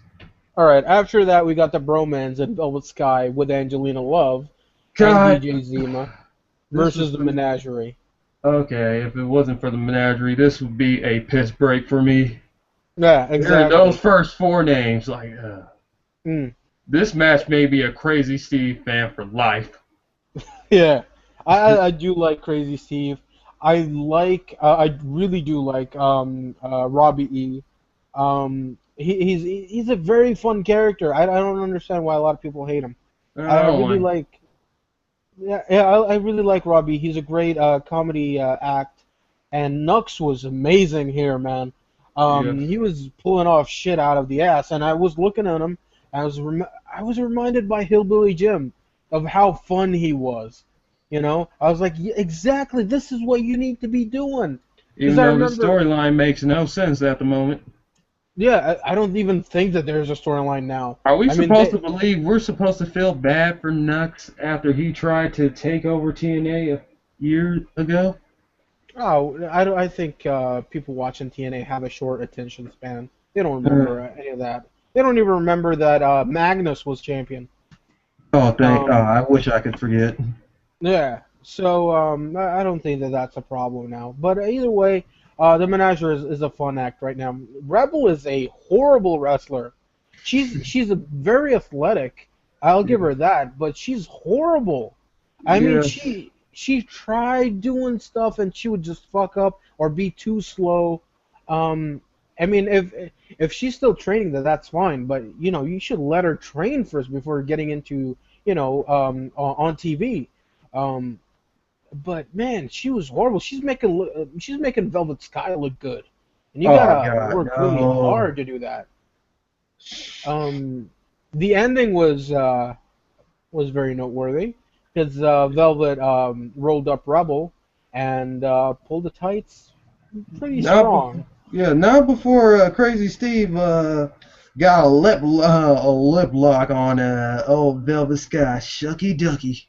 Yeah, and he then did a dive onto the bromance, and that gave Angelina Love the chance to distract Rebel, and then Velvet rolled her up, and she pulled her tights really tough to the point where her ass was showing for like 2 seconds, and then Yeah, I remember. Yeah, she pulled it back down like nothing happened. It was just so funny. Um, man, the yeah. guys on the opposite end of the row, they must have seen way too much. Um, yeah, but it was a fun match. I enjoyed it. You got anything else to add? No, other than that, Crazy Steve just went, saw something, and he took it. He just Mm. grabbed Velvet Sky, and he just deep French kissed her. I was Mm. like, yes, Crazy Steve, you are the man for this. Yep, you're the man. I would have loved to seen Crazy Steve versus Samoa Joe. I would have loved that actually. You know, Joe absolutely destroying Crazy Steve and Oh oh man, that was not after tonight, not after that night. I yeah didn't want to see it. Maybe before then, I would want to see it. yeah. But you know, crazy. You know, Steve would be acting all crazy, no pun intended, and Yeah. Joe just cannot keep him down. That'd be a lot of fun. But yeah, let's move on. We have after that Kurt Angle in the ring, talking about how great the guys in the back and stuff like that, and you know how much he loved, you know how much the guys back there love the business, and he's got a lot of respect for the guys. Yet for some reason, you're leaving those guys to go back to WWE. And for Um, some reason, oh yeah, my God, I keep remembering the last night on one night only pay per view, and I keep hearing that Robert Roode is going to captain one team and Kurt Angle is going to captain another. Kurt mm, Angle, you should not be in a match. absolutely not, absolutely not. And I Not with think your legs. Not with your legs right now. not with your legs, not with your neck, not with your arm, your left arm, because I heard that you can't even feel that arm. You Ooh. know, so he's a walking, you know, zombie. He's dead, but his brain doesn't even know it. Um, But anyway, back to the.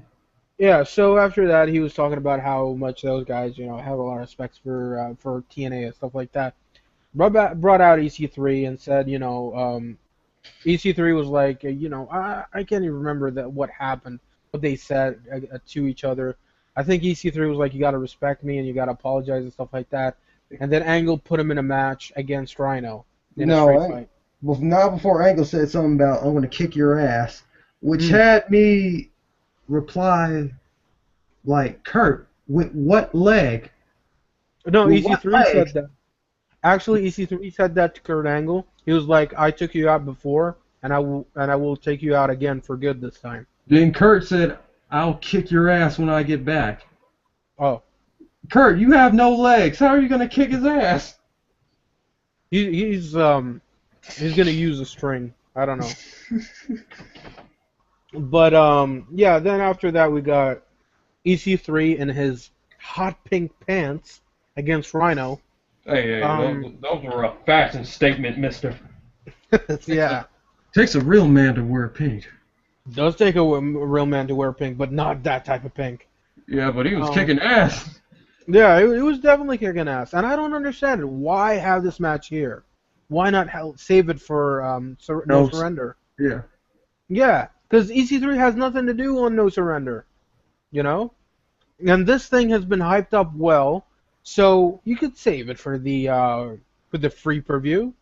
Free preview, yes. I Yeah, like that term. yeah, because it is free. Yeah. And the match was really short, but I even wrote it down here. All right, short match that should have been saved for No Surrender. Yeah, before we move on, I want to point this out. All right. A week prior, EC3 was interacting with the crowd, and the crowd just kept saying, "You can't wrestle." I disagree. "You can't wrestle. I'm pretty good. You can't wrestle." Then he was like, "You know what? You're not creative." I just Yeah. died laughing because it's true. The Mhm. crowd is not creative, and they did it this week. But Yeah. this time, EC3 just chose to ignore them. Exactly. Yeah. Like And the this is why I love EC3. I really do. He's probably my favorite guy on TNA. Not he's my not favorite. wrestling wise. Austin Aries is still my favorite, but Yeah, EC3 is my favorite on the mic. yeah, yeah, Um. yeah, too. Yeah. So they had an okay match. I mean, I still don't understand why Rhino should be, on the show because nobody really cares about Rhino. Um, Sad but true. yeah. So, yeah. After that, we got Chris Melendez promo again. This should have been saved. You should be doing that like every week. Like a little bit of Chris Melendez. You shouldn't be forcing him down our throats. Overexposing him. Yeah, you shouldn't overexpose him, especially on this first week. And yeah, this should have been saved, but still, it was a good promo. It was an all right. You can tell that this guy has a lot of passion. It's cool. It's cool to see. It's a really breath of fresh air to see a guy like this have this type of passion for wrestling. Really reinvigorates your fandom towards wrestling. Um, Definitely. yeah, but like I said, you shouldn't overexpose this guy because if they keep on doing this, then by next month, I would say a lot of people are going to be turning their backs on this guy, or maybe not. Maybe they're just going to be like, forced to cheer him on because TNA's idea is like, well, nobody's gonna turn their backs on a war vet, you know, so we can get away with this. But Okay, keep thinking like that. Keep thinking like that. hmm but a lot of people have turned their backs on a lot worse things, you know. So I remember Zach Gowen. He used to be booed like towards the end of his run, you know. I mean, there are places. New York isn't like a cheerful, happy crowd. If something sucks, they're gonna you know uh, they're gonna call you up on it. So let's see. Yeah, you got anything else to add on it? No, not really. All right. Let's see. What happened after The that? Great Sonata. No, before that, there was the 2015 calendar reveal of Oh Sky, yes. and it I caused believe like a bit of why. jealousy between her and Angelina Love. Man, not again. Gonna break them up again. God damn. Just let Um, them. Yeah, I don't care. I don't even care about the beautiful people. People. yeah, man, I don't want them to feud It again. was stale. It was stale before they broke up last time. Yeah, exactly, man. But anyways, Havoc comes out and Yes. she steals the Knockouts title. Now, last week, well, not last week, the No, week prior to this. before we even skip this, I want to point out how the rest of the knockouts just stood there, Yeah, scared. I was like, exactly. Yeah. "What are you doing? You guys should be helping out or something. Don't Well, just stand there with your mouth open." most of them were heels, though. You know. Hmm. Still, they could have helped out. Oh, you're right. But it helps because it makes Havoc look like this monster where nobody wants to get near her. You know. So it's and Gail Kim would be the only knockout that would stand up to her. It's interesting, But I But back remember to like last week. yeah, I was watching the week prior when Havoc debuted. Um, really not a good way to debut. I wish she debuted here instead because it's a good way for her to just appear and like that instead of screwing up a not screwing up a but yeah, it kind of screwing up a celebration of the match. But yeah, I remember watching it with my girl, and she was like, um, "This girl is not impressive." I mean, when she saw her like coming out to the ring, she was like, "Holy shit, this she looks like she's the real deal." But when she started wrestling, it was like, She hasn't no, had a match yet. That ain't fair. yeah.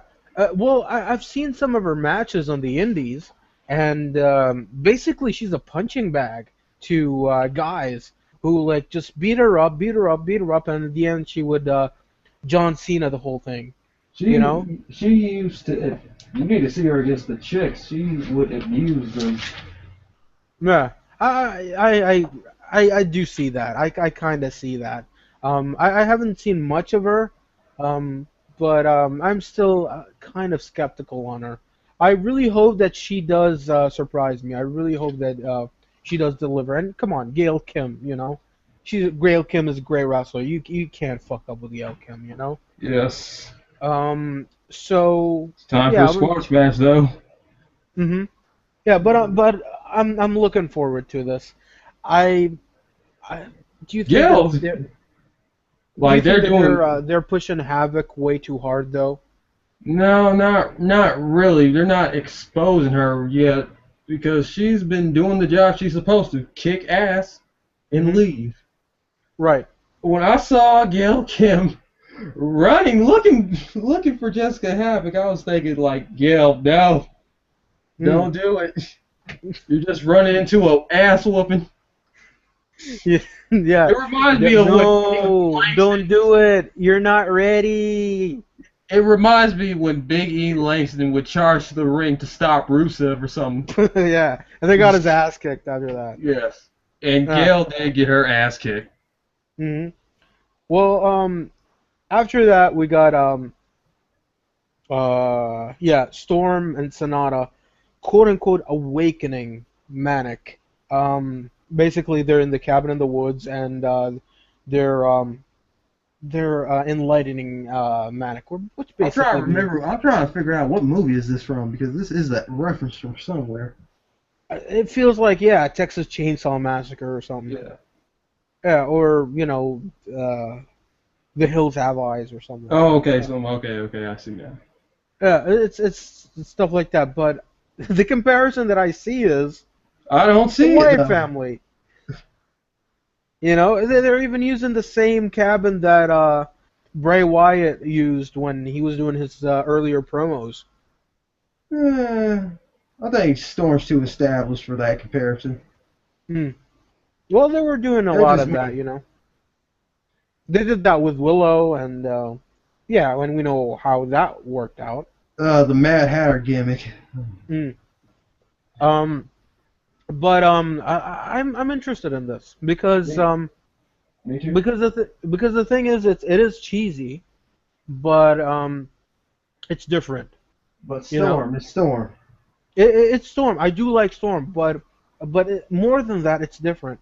It's nothing that you would see on a wrestling show, and this is what I love about this. And I want to see more of this, because remember when they used to do like those backstage interviews, but instead of having like, oh hi, I'm Christy Hemme and I've got Samuel Shaw and I'm gonna talk to him right now, and then they have this interview, like this cliched by the book wrestling type of way of thinking. Instead of that, they had the cameraman talk to the guy. And they're like, okay, what are you gonna do tonight? And it was like this 2 minute thing. It was just so close and intimate. I like these kind of stuff where it's just more realistic. Um, and here, the close-up shots and stuff like that, I like that. Where you're more intimate with the characters, rather than it being like the camera guy's like 20 feet away and zooming in, and you know, you have some guy with him and it's like, oh no, you shouldn't be doing that. No, no, no, call security, whatever. I really don't like that. But I'm interested. I'm interested in what happens next. I do like this storyline, and apparently, Manic is going to be joining Storm and Sonata. Um, Hmm. Interesting, very interesting. TNA is becoming much more faction heavy now. Uh, Yeah. That's hard to and do with so many few people on with so few people on their roster. mm, they kind of can get away with it if they're going to do it like for a temporary type of thing, you know? Because well, yeah, we'll get to the next guy. Um, After that, they're showing a video package of Lashley just beating the shit out of Josh Burns on Bellator, and man, absolutely destroying Josh Burns. Is like, okay, I tap out, and Lashley kept on wailing at him, and yeah, imagine if it wasn't Josh Burns. Imagine if it was like a bigger guy, a more Yes, established guy. yes. Yeah, I Spike was think just Spike was just Lashley should protecting just Lashley Lashley should just retire right now. He should stay away from Bellator. because he was sweating bullets in that match. Exactly, yeah. And the thing is, I heard that Lesnar is thinking about going back to UFC, and I'm thinking, no, you're a pretty tough guy right now. Yeah, you're a pretty tough guy, but I don't think, no, don't do that. You're Dana not going White to did not. last. Dana White had no interest in bringing back Brock Lesnar until he Exactly, came back for WrestleMania 30. hmm and Lesnar is older now. What is he now? What, 37? Yep, he's up there. Yeah, it was like 37 or 38. I mean, that's really old by UFC standards, by Ultimate Fighting standards. You know, you shouldn't be in there like when you're that old. I mean, by wrestling standards, you're pretty young. You still have like 15 years in your in your career. But in Mhm. UFC, you're way off. And that's the thing. The thing about MMA hasn't been, it's not a new thing.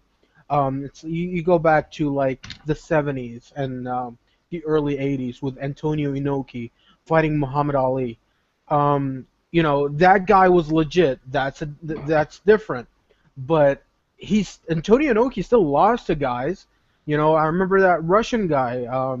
It was like he has a black belt in judo and other stuff, and in sambo. Yeah, and he beat Antonio Inoki in like half an hour, and he won the championship from him, and that was just people start thinking that Inoki doesn't have it in him anymore and lost that legitimacy.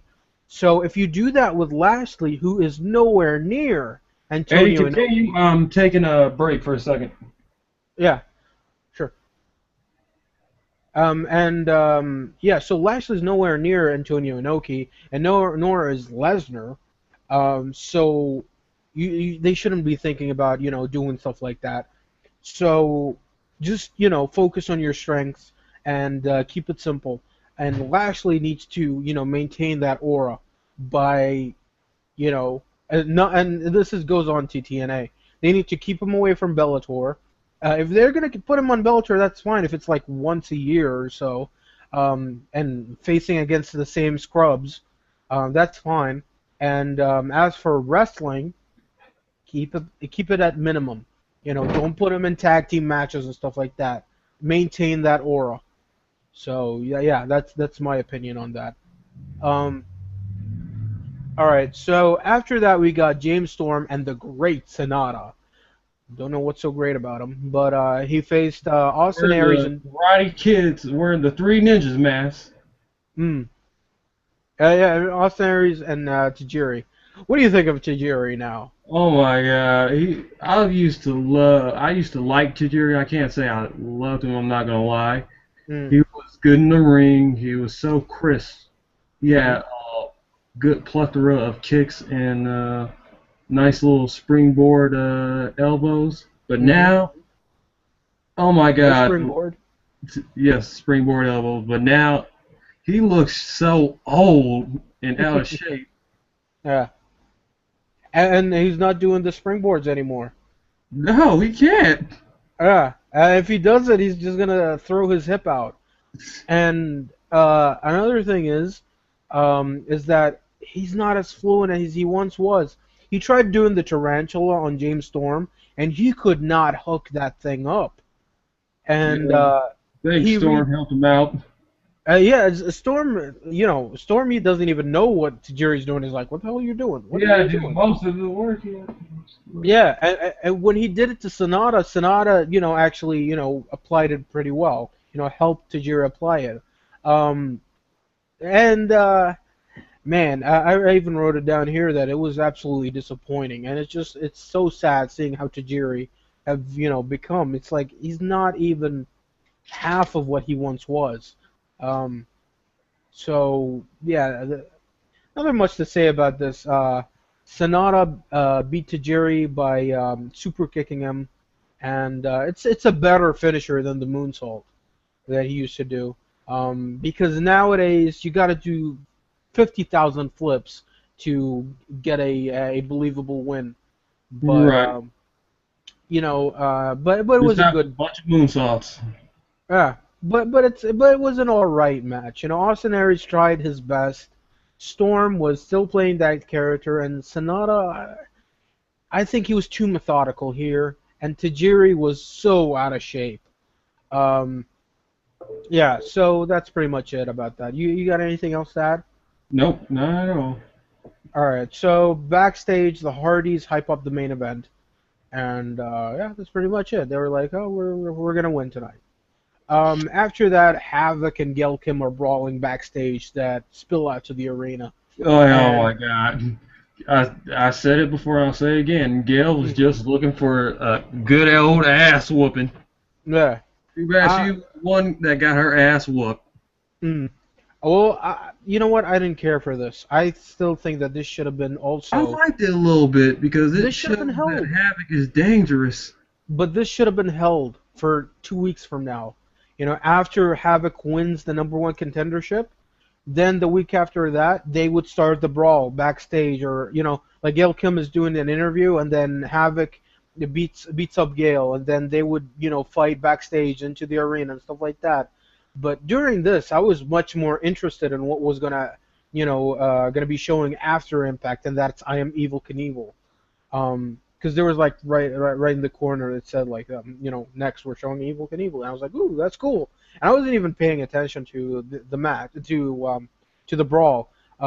Then I re-saw it and I was like, yeah, I don't really care, not that much, because I know what's gonna happen. At No Surrender, Havoc is gonna win the number one contendership and she's gonna face Gail Kim.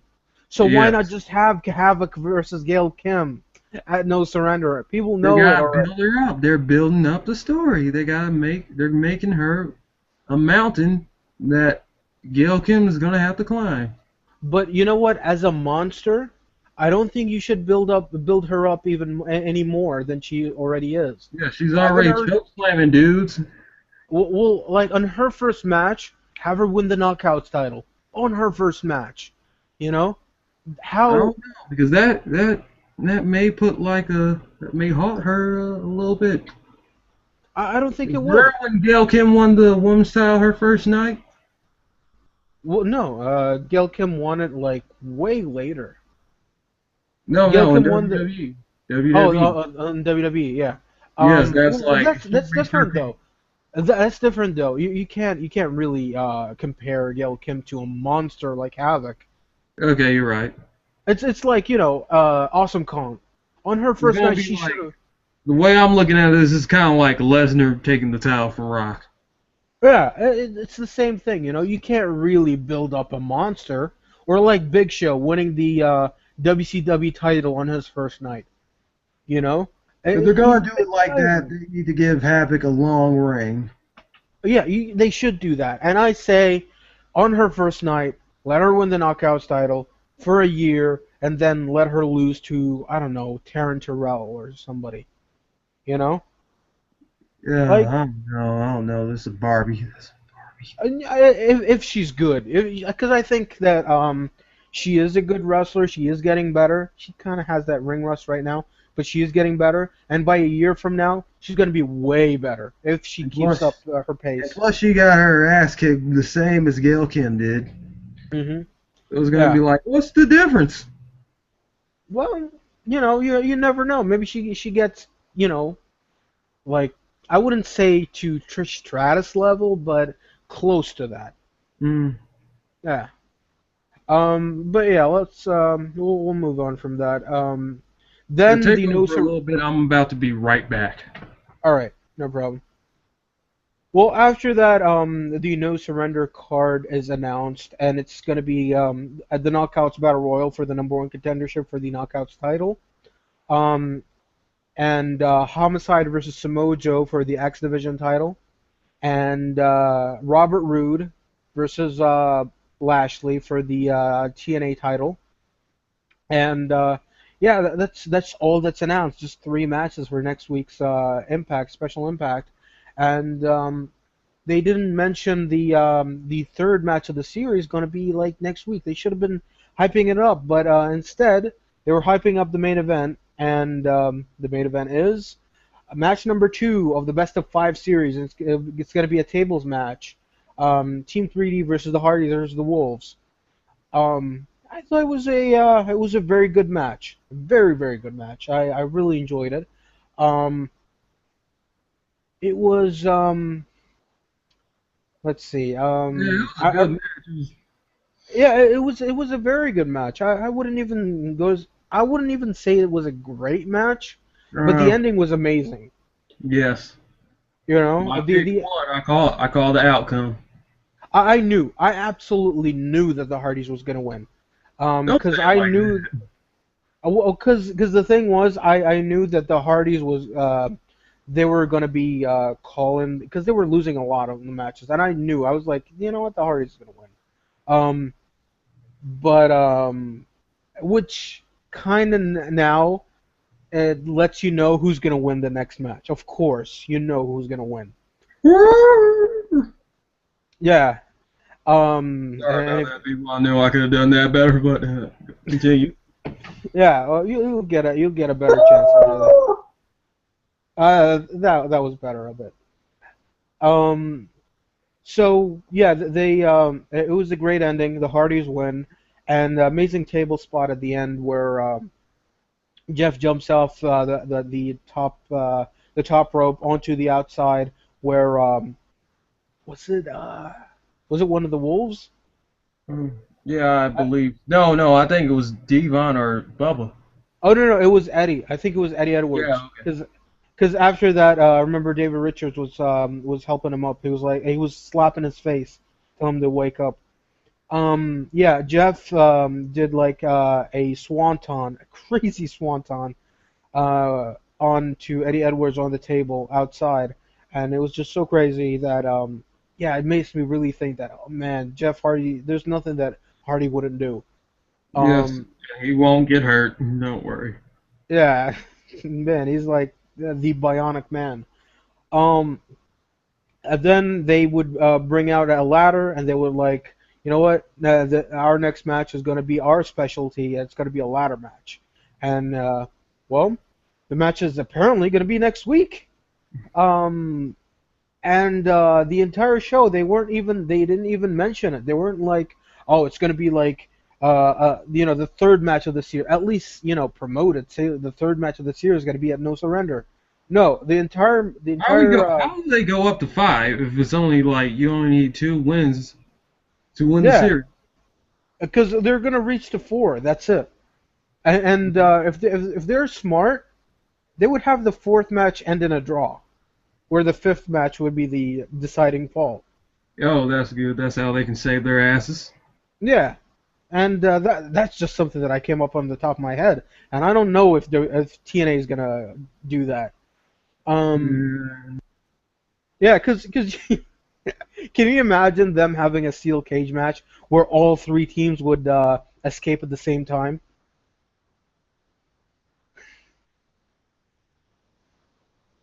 Yeah, brain fart. Um, but let's see what happened after that. Um, uh, Yeah, after that, we had like a promo for No Surrender, and it basically showed like the matches that are going to be. Well, they didn't say any of the matches. They just said it's going to be Rude versus Lashley next week. And yeah, it was overall it was a good show. I enjoyed Impact. It was good. Was way better than Raw. That's I'm for back. sure. Yeah. Well, What welcome back, happened? AJ. What happened? I have no idea. Like you just start. It froze for a second, then it told me to either end this call or just try again. So I refreshed my page and I'm back up. Well, it showed that you left the group, and that was it. Uh, Google problems. All right. Well, so Impact overall, I thought it was better than Raw. Yeah, I think that's just a testament. See, that's a testament to how much Raw sucks now. It's Mm-hmm. sucking now. Exactly. Yeah. You get a few gems here and there, but overall, it's been sucking for weeks now. You know. Right. So yeah, moving on to some greatness. NXT Takeover, Fatal Four Way. Yeah. Oh man, there's so much to talk about that. I think we need to like. I think this Yeah. deserves its own video. Well, we'll talk about it. It doesn't matter. I mean, it's a long video as it is, so it doesn't matter how long we go from now. Um, so yeah, I was like, I really need to see this. I really need to see this. I was so hyped for the past 3 weeks, and I was really wanted to see it. And but I got a problem with it when it first was announced, and that was the name. I don't like the fact that they're reusing Takeover, and just the way of making it look different. They're like, it's NXT Takeover Fatal Four Way. Nah, you gotta be more creative than that. I I mean, thought it was called Takeover too. they didn't say it was Takeover 2. That's the problem. They said it was Takeover Fatal Four Way. Well, it's Takeover 2 in the upcoming weeks. Because in the banners, the highlighting banners in the arena, it said Takeover and then Fatal Four Way after that. Mm. Yeah, but I really don't like it. I mean, what do you think they should have called it? Because I got a few names for it. What about Maybe they uh should get Battleground to Takeover. hmm, NXT Battleground, Not bad. Or or NXT War. hmm, what about NXT, NXT Momentum? yeah, yeah, that can work out. Hmm. Um, NXT Defiance. Well, okay, I like that one. Hmm. Um, let's see. NXT Collision. Collision. There was a dark. Okay. NXT Clash. Okay, NXT Clash. Hmm. All right. You got Brave. any? You got any? Ideas of that? Now Any ideas for titles? NXT Proving Grounds. Proving Grounds. Yeah. That's cool. Wait a minute. NXT. Proving Grounds. Proving Grounds. This is what they Isn't should have that named the first one. NXT Showcase. Showcase? Yeah, I like Showcase. For the Showcase first is way better. Yeah, that's cool. All right, so let's now talk about the show. Show started off with for the NXT tag titles, and it's the Lucha Dragons versus the Ascension. Um, Very disappointing in my opinion. Because the thing is, I love the Lucha Dragons, especially Kalisto. Yeah. They're amazing. They're amazing together. They're one of my favorite tag teams, probably my second favorite tag team right after Stardust and Goldust. Um, but yeah, the match was good. It was good, but disappointing. I really was hoping there would be so much more. I was hoping for more of Kalisto's signature moves. Was hoping more from the Ascension, especially Connor O'Brien, because he's way over with the crowd, way more than Victor. And yeah, I'd probably give this match 2 3/4 stars. Um, Very disappointing. I really was hoping much more for this, especially since it's like the end of the Ascension, after a year-long, run with the titles. I'll give it Really, 3. all right, go for it. Give me your opinion. I don't really have an opinion on it because, well, it was a good match. But it wasn't like the great. Mm, I think they should have put another match before this to start off the pay-per-view. Definitely, yeah. Yeah, that's my only problem with it. But there should have been like way more near falls. Should have been a longer match, especially for the tag title, since it is pretty prestigious in NXT. You know. Yep. So yeah. How would you rate it? 3 stars. 3 stars. All right. Pretty close. After that, we got C.J. Parker coming out to the ring, and it looked like that he was gonna have a squash match. After But he demanded a match. yeah, and he got squashed by a debuting Baron Corbin. Yes, it just looks badass. And I'm looking at the Absolutely. time cards right here. It only lasted 30 seconds. And you know what? When I was thinking about this, when I saw C.J. Parker coming out, I was like, is he gonna face Kenta? I was like, is he gonna face Kenta? Is he gonna face Kenta? And then I saw Baron Corbin. I was like, I would love if they would redo what they did with Goldberg, where there's this guy that looked like that is about to job, even though that he looks pretty strong. And it turns out they did a bait and switch where the guy who was supposed to be the jobber squashes the established talent. Kind of like what Goldberg did to Hugh Morris. And I was like, I would love to see that happen. And What? in under 30 seconds, Yes, under 30 seconds. Corbin destroyed C.J. Parker. And his finisher is pretty cool. The way he did it to Parker. Yes, it shows off his strength. And not just that, but Parker, man, the way he took it, man, I applaud Parker for his Yes, efforts he because sold that well. I give him credit for that. He sold it so well. yeah, he's such an amazing punching bag. I love seeing him get his ass kicked. Him and Dolph Ziggler are like my favorites when it comes to that. Um, so yeah, I can't rate that match because it was a squash. I say good debut, good debut.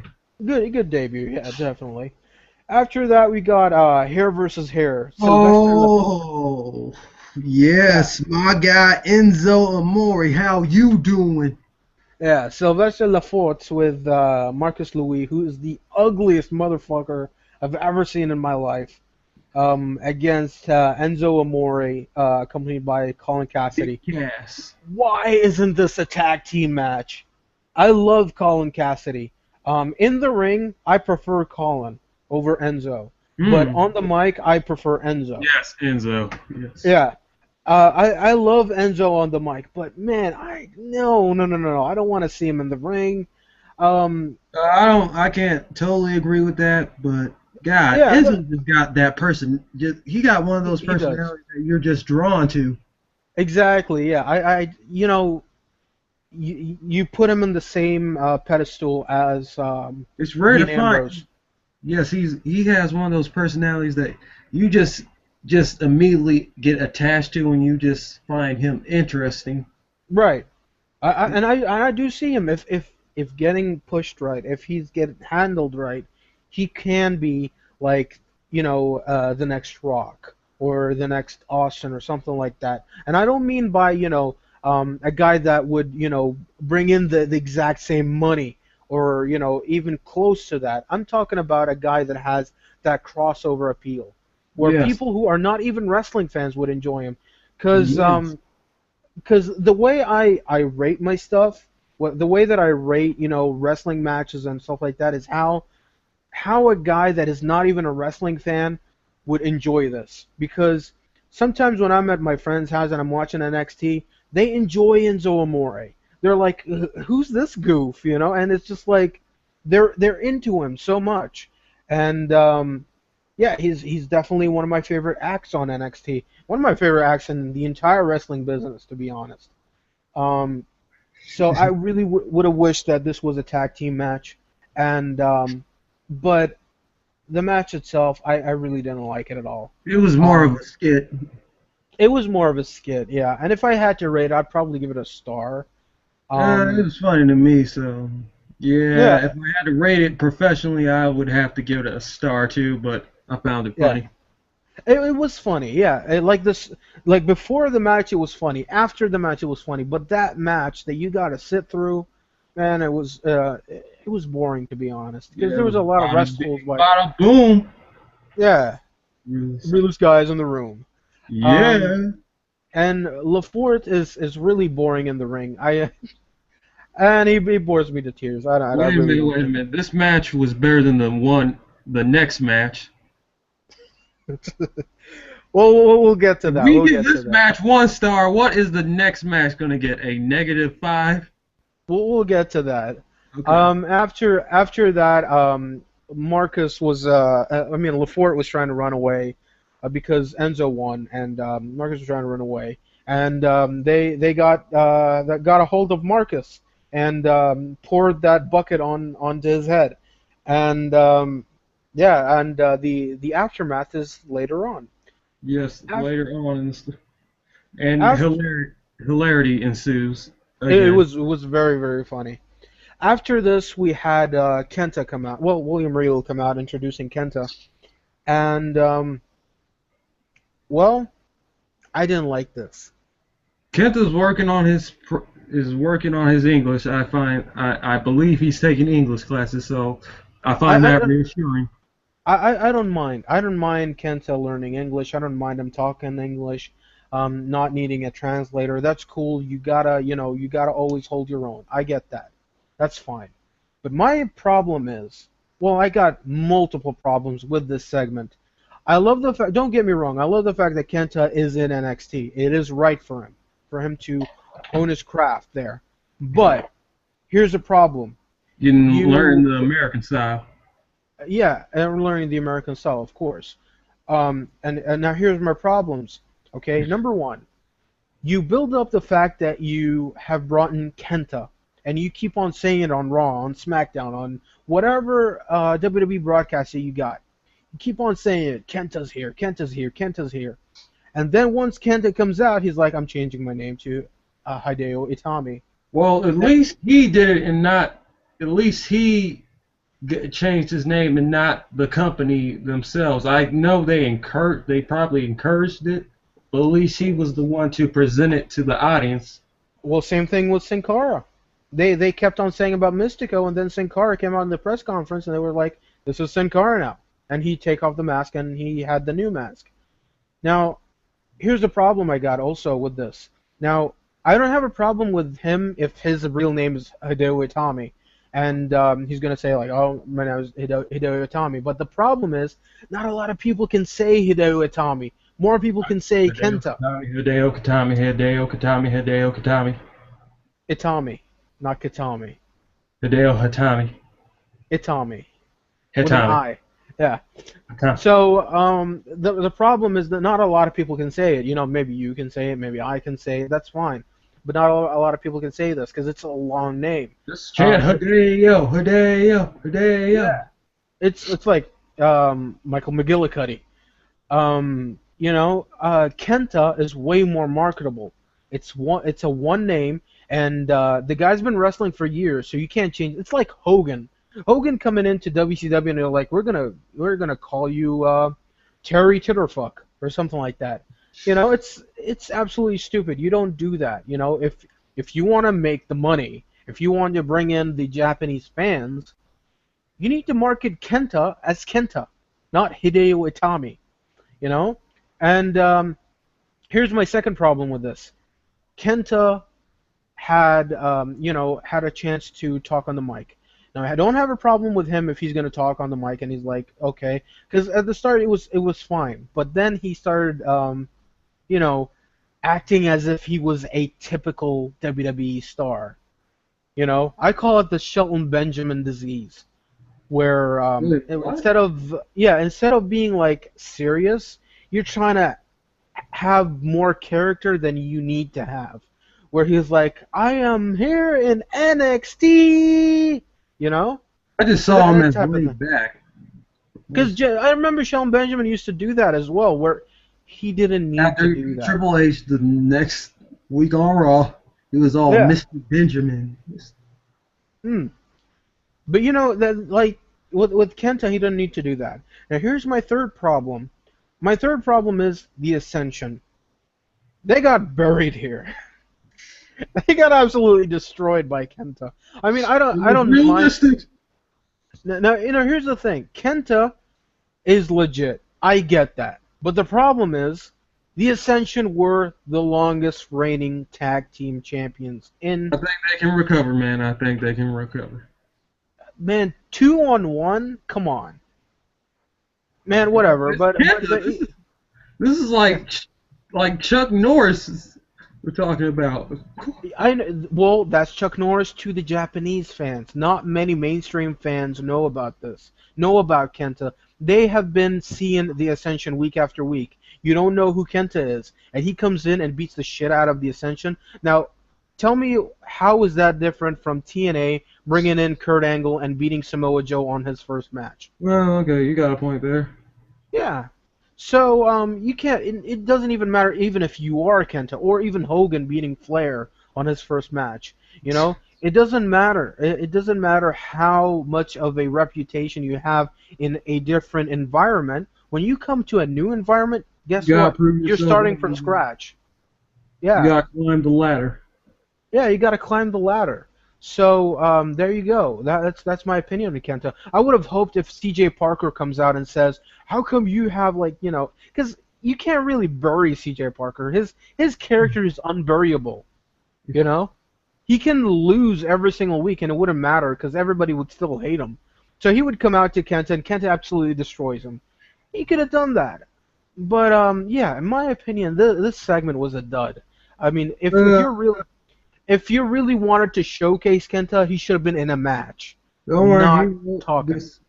this upcoming NXT. Yeah, and that's why they said like, oh, next week he's gonna have his first match. Why not here? Why not here? You've been building this guy up for months. I mean, you got a free preview right now, so put him on there. Well, from Um, what I'm seeing now, I can see the company does have plans for Kenta. How big they are, I do not know. But I see hmm. they have plans for him. And when he said NXT title, I was like, holy shit, we're getting Kenta versus Adrian Neville. I can't wait.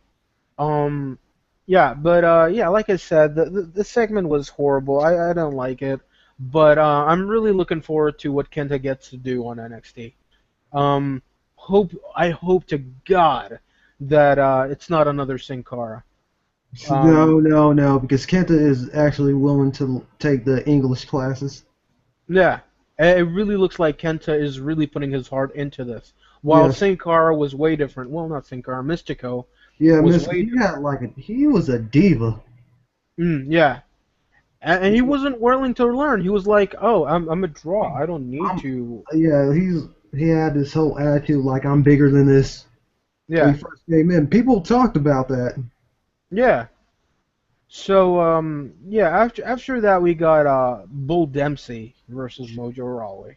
Oh my God, negative, negative, negative. I'm just putting my negative rating up there. Dude, I wouldn't even give it a negative. I would give it a dud. I wouldn't even give it a rating. This Thank wasn't. God. This was nothing. I'm just happy this Road Dogg slash Zack Ryder mixture Mm. love child got squashed. Man, this was horrible.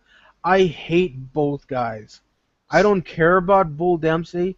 I don't care about Mojo Rawley. No, I Bull hate was trying to his best, trying to do, headbutts on the top rope and stuff like that. I was like, I don't care. You yeah, can I jump don't care off a about him. building and I wouldn't care, you know? And But boy, I don't this know. this match, Mojo just comes you know, out, yeah, comes off just so phony.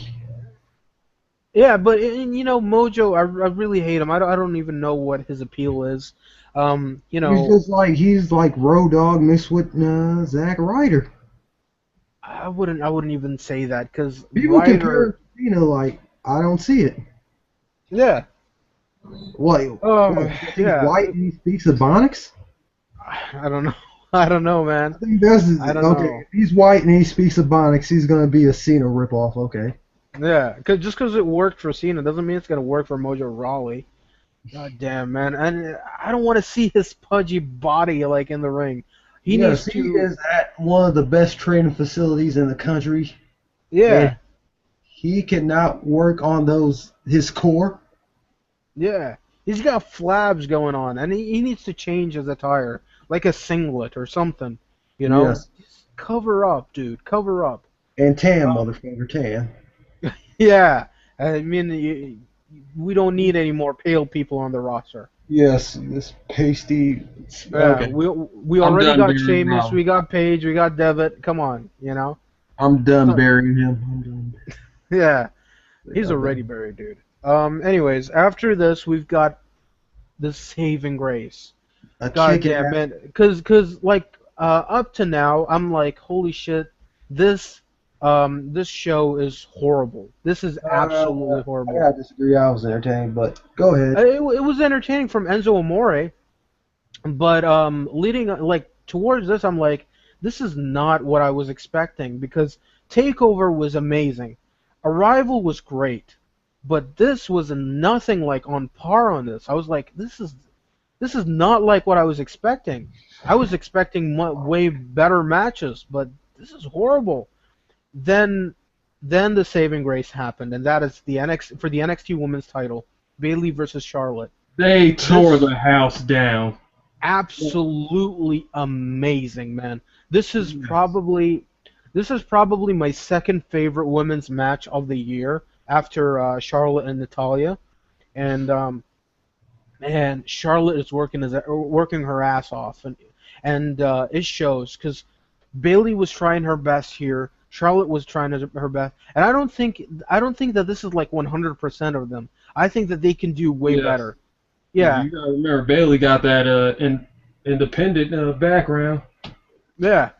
And I haven't seen Bailey like in the Indies or anything like that, but Well, I can I, show. Don't worry, I'll post them in the Elite Click Facebook page. I absolutely do that, dude, because this is what the Elite Click is about. It's about education. We Yeah, educate you on wrestling, yeah, because I old, don't just new, look at whatever. like I'm not one of those fans like okay, I look at women, the female wrestlers, they're pretty hot, but I do my Yeah, research as well. exactly. Yeah, and you know what? Charlotte is an amazing wrestler. She's you can see a lot of her daddy's influence in her a bit. Yes. Yeah, and I do like that, but she's kind of doing it a bit too much, I think. I do like it sometimes. I do mark out whenever she says "shut up, kid" or whatever. I like that. Yeah, but a great match, like I said. I would give it 3.5 stars. This was great. I Yeah. would bump it up a bit, but I'll give it the end. 4. Yeah, but there are some things that I don't like. When The Charlotte, outcome. yeah, when Charlotte did the moonsault, it looked horrible. It didn't even look like it touched her, because the fans were like, oh, you know, when she did that moonsault, because it was just, um, I don't know. I don't know what else to say about this. It was a great match though. And after the match, Charlotte won. And after the match, Charlotte actually, she was celebrating, went out. Sasha Banks came out, and This is I like weird. Sasha Banks. I like Sasha Banks, but the problem is, I like I don't Sasha want to Banks, see. the I boss. don't want to see. I don't want to see Sasha Banks versus Bailey again. I don't want to see that anymore. Because they wrestled each other for like, I don't know, like We 50 already times or told something. that story. Just be done with it. Yeah.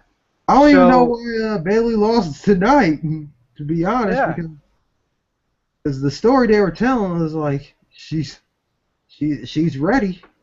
yeah, and you know what? She's my girl's favorite diva right now, and she was like, oh, you know what? She's really good in the ring and stuff like that, and I really hope she wins the title.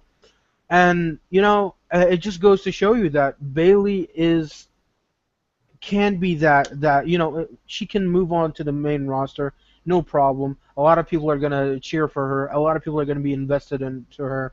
Yeah. Um, she's just great. I really hope she gets called to the main roster. Hope she gets And the title first. yeah, um, Don't be yeah, like Emma. Don't be like Emma and go up there with nothing to show. yeah. Well, she can be like that underdog, where she's just getting fluke wins or something like that. I think a lot of people are gonna be just so into her. Yeah, but Um, back to the Sasha. This is weird. I found this weird because yeah, wasn't for a month long, wasn't she feuding with Charlotte? she was, but it was weird. What was weird is she's coming out to congratulate her. Yeah, she came out, congratulated her, applauded I her, think she got into almost, the I think ring. she hugged her. Yeah, and she got into the ring, beat I was up like, Bailey, and the thing is, Charlotte saved Bailey, but after that, stared down Sasha, and then Charlotte raised up her title, and Bailey wouldn't wake up. And it was like, I think what was supposed to happen was Charlotte was supposed to finally shake hands with Bailey, and then they would embrace and stuff like that. But Bailey missed the call. Missed the call. You know?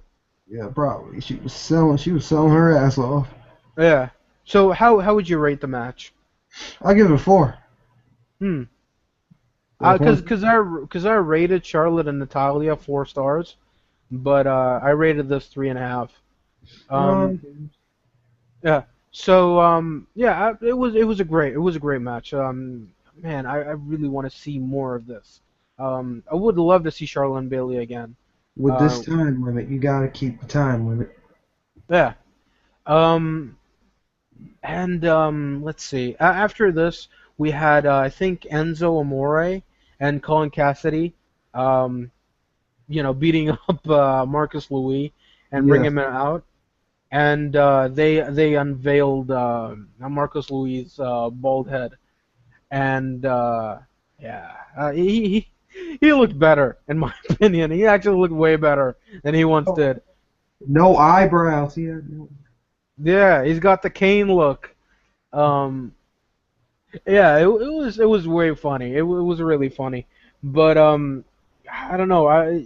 I just I want to see I want to see LaForte get his comeuppance, but I don't know if they're really gonna go through with that.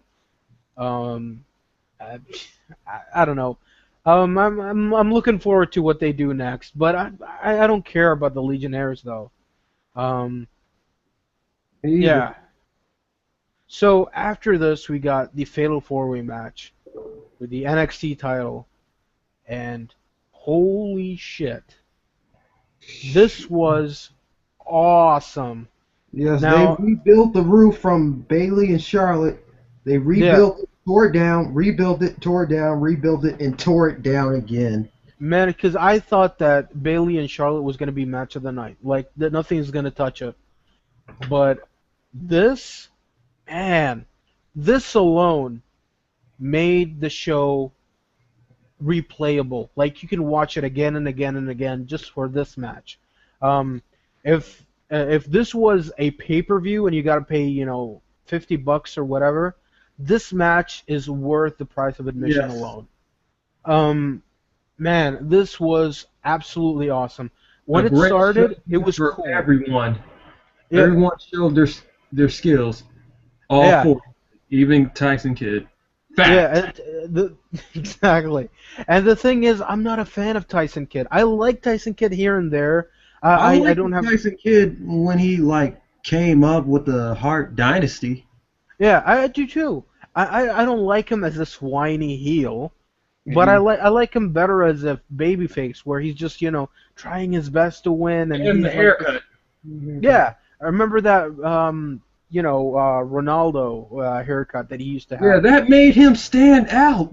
Exactly. I don't get it why he's now got this clean shave where he looks like every other WWE wrestler. Yes, he really hurt me. Yeah, that's it. That was Yeah. on him. Yeah, but I do love his new tights where it says fact on it. Um Now everybody looked like a star here, but Tyson Kidd was like the least shining star in here Yes. because you had Sami Zayn come out, great music, everybody's into him, everything. Adrian Neville, amazing entrance. Tyler Breeze, Yeah, Tyler most Breeze amazing. is shutting everything down. Yeah, he has the best entrance in the WWE right now. Tyson Kidd comes out, got a jacket and a hood, and got beads. What the hell? I said he had one of those like old Cody hoods or AJ style hoods. Yeah, everybody's wearing hoods now. I hate it. You know, Goldust is wearing a hood. I think uh, um, Dean Ambrose wears a hood. Well, at least Ambrose does it differently. He doesn't like Yeah, have it on his but face. Ambrose, it kind of works for him because he's more Yeah. mysterious and stuff like that. But some guys just don't need a hood, and they're just wearing it. Alicia Fox, Layla, they all wear hoods. I don't get it. Um, but man, Tyson Kidd looks like he's about to catch a bus or something with a friggin' jacket and beads. He has no look. He has no character. Um, the only thing he can do now is just say fact and over again. They're trying to get Um, it. They're trying. they are trying If now. only if only they had like a cruiserweight division before he took his hiatus. Yeah. Now, the match started off well because the way that WWE does it is like they build up a match really boring. Like the first 10 minutes is always boring. No, no, no. Rest They're holds trying to and stuff tell a like. story. Yeah, they are trying to tell a story. That's fine, but like in WWE matches, it's boring, and then like towards the last 5 minutes is always interesting. It's like the shining moment of the Let match. me show you some But ROH matches. yeah, I know. They have some great matches there, but No, no, no. here, You know yeah, what I'm saying. yeah, but here, the difference is it was entertaining when it started. It was entertaining. There was some stuff that was going on leading up to the amazing closing moments. Um, Adrian Neville got his ass whooped throughout the match, get thrown out Yes. of the ring every single time. I was I like, didn't like that. I was hoping that there was going to be more of Neville, less of Kid. I swore he did Um, a cool springboard moonsault outside on top that of. that was cool. That was cool. Where he cut off Sami Zayn from I doing was the like, dive. that was funny because Sammy looked at him like, "You stole my spot." Yeah, I love that. Man, Neville came out looking like a star again here. Um, maybe gonna turn heel. Feels like it. Possible. Yeah, and I love that. You know why? Because the NXT title kind of feels like it goes to your brain of you having that power. Because every single NXT champion turned heel True. at some point. Big E, Rollins, Bo Dallas, and now Adrian Neville kind of gets to his head. I like that. Um, and yeah, it was an amazing match. The Breeze looked flurries awesome by here. yes, the flurries by Tyler Breeze and Sami Zayn really. Mm. I think they shined out of the four. Yeah, definitely. And Tyler Breeze was really awesome here. He caught He off, was looking invincible for a second. Wata! Beauty shots, beauty shots. yeah, fucking Bruce Ling that shit. Um, the fans were so into him. The fans really, I really thought that he was gonna win, but he Me didn't. too. And this was like I was at the edge of my seat during this match because I really didn't know who was gonna win. And then when it finally happened, it happened in a way that was completely unexpected. Instead Yeah. of, I was like, I thought that was it, but instead of like Adrian Neville interfering, he pulled the ref out. So heel turn coming soon? Like, why is Sure. it heel turn? He was just protecting his title. Yeah, but they could play that out, where Adrian Neville got very desperate and hey, could lead to Adrian Neville versus Sami Zayn. Yeah, I thought that night was Sami Zayn's night.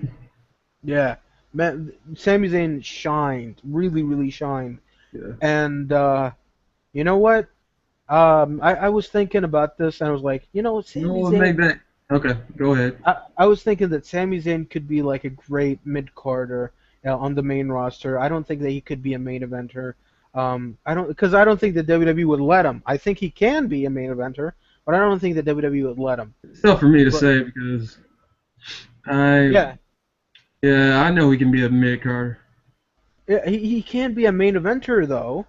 But I don't know if WWE would let him because I don't think he's the look that WWE would market. I don't Uh, know. That has been proven false in the past. it could, If Rey but Mysterio can do it, I think El Generico can. Rey Mysterio wasn't a main eventer for long. You know? Still accomplishment.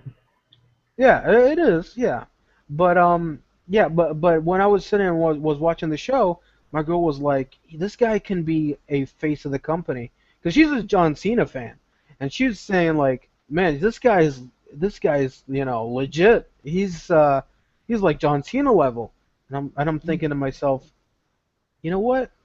Sami Zayn can be like top guy. He can be the face of the company. Yeah. Yeah, Daniel Bryan laid the groundwork. He's not going to be a Cesaro. yeah. So this is like the underdog's year. This is the underdog generation where a guy like Sami Zayn or Daniel Bryan can be like that underdog champion that everybody can root for. Um, but yeah, well, you know what? We'll talk more about this Yeah, on a what would later have date. made this ending even better if you just saw Kevin Steen just come out when you just see Sami Zayn looking all disappointed. You just hear Mm. some random generic WWE music, look up, and you just see Kevin Steen, and you see a shocked look on Sami Zayn's face, like I cannot believe it, like he's seen a ghost. Mm. Yeah, that would be very interesting. You would just have the announcer saying, "Who is this? That's just the newly acquired talent." They don't say his name because WWE is going to rename him. Right. This is Steen Kevin That's or the new something. agent. Hmm. He's looking at Zayn. These two are familiar with each other. Blah blah blah. What's his name again? Kevin Bryan? I said Donovan Reese. Donovan Reese. Ah, all Reese right. is a not to offend any of the Canadian listeners, Hmm. but I looked it up and Reese is a common name in Canada. Mm. Donovan Uh, Reese or something like that. yeah, it could be like that, or like Jim Reese or something.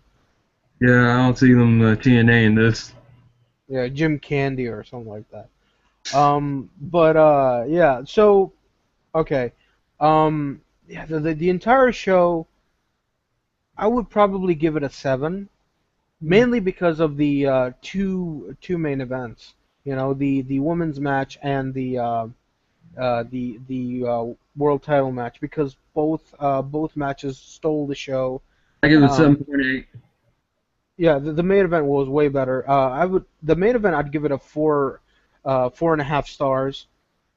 Really close to 5 stars, but I really didn't like that Adrian Neville was thrown out way too much, and I don't like that the fact that Tyson Kidd was in the match way too much.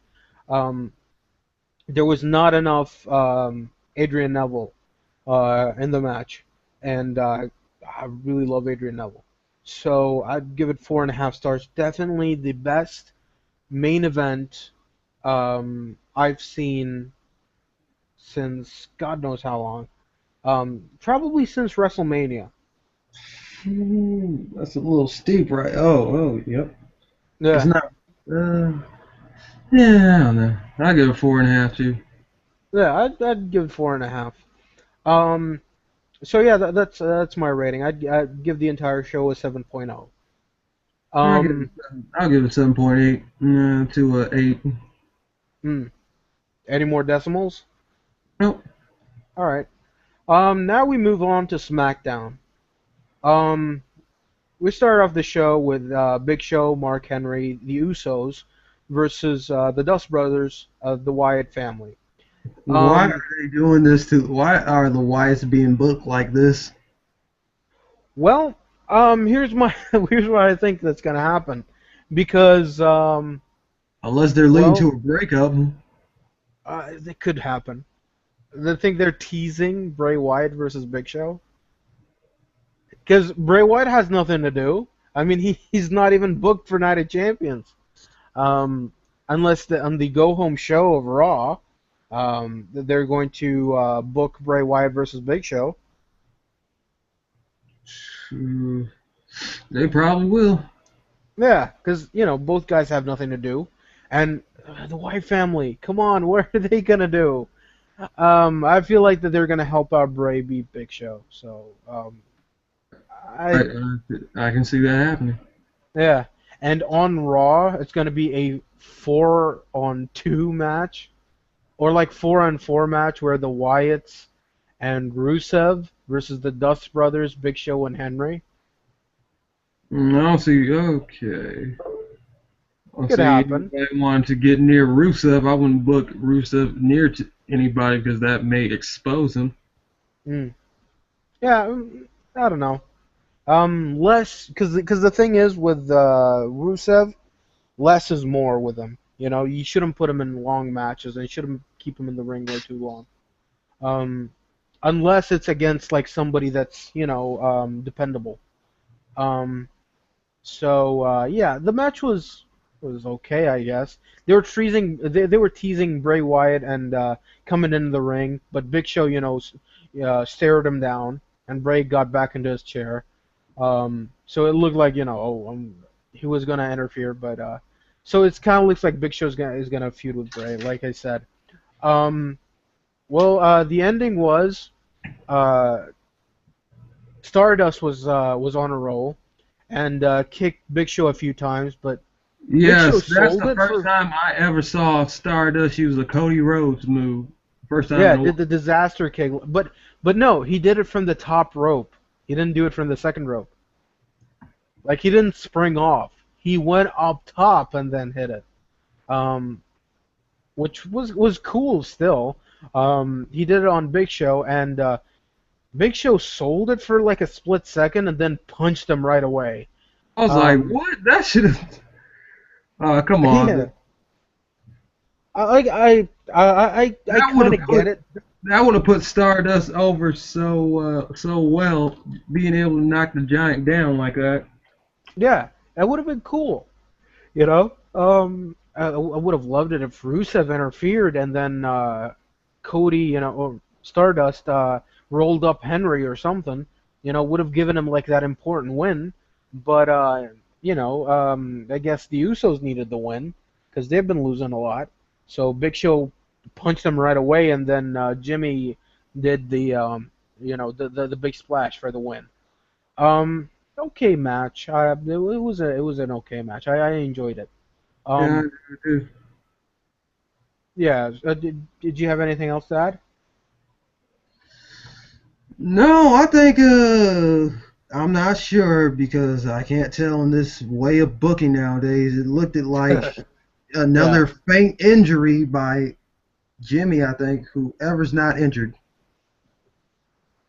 Jimmy's injured, but Jay Yeah, I got think injured Jay here. faked the injury. Faint. Yeah, Jay got injured in this match though. Yes, He pretty yeah, believable too. Not really. not re no.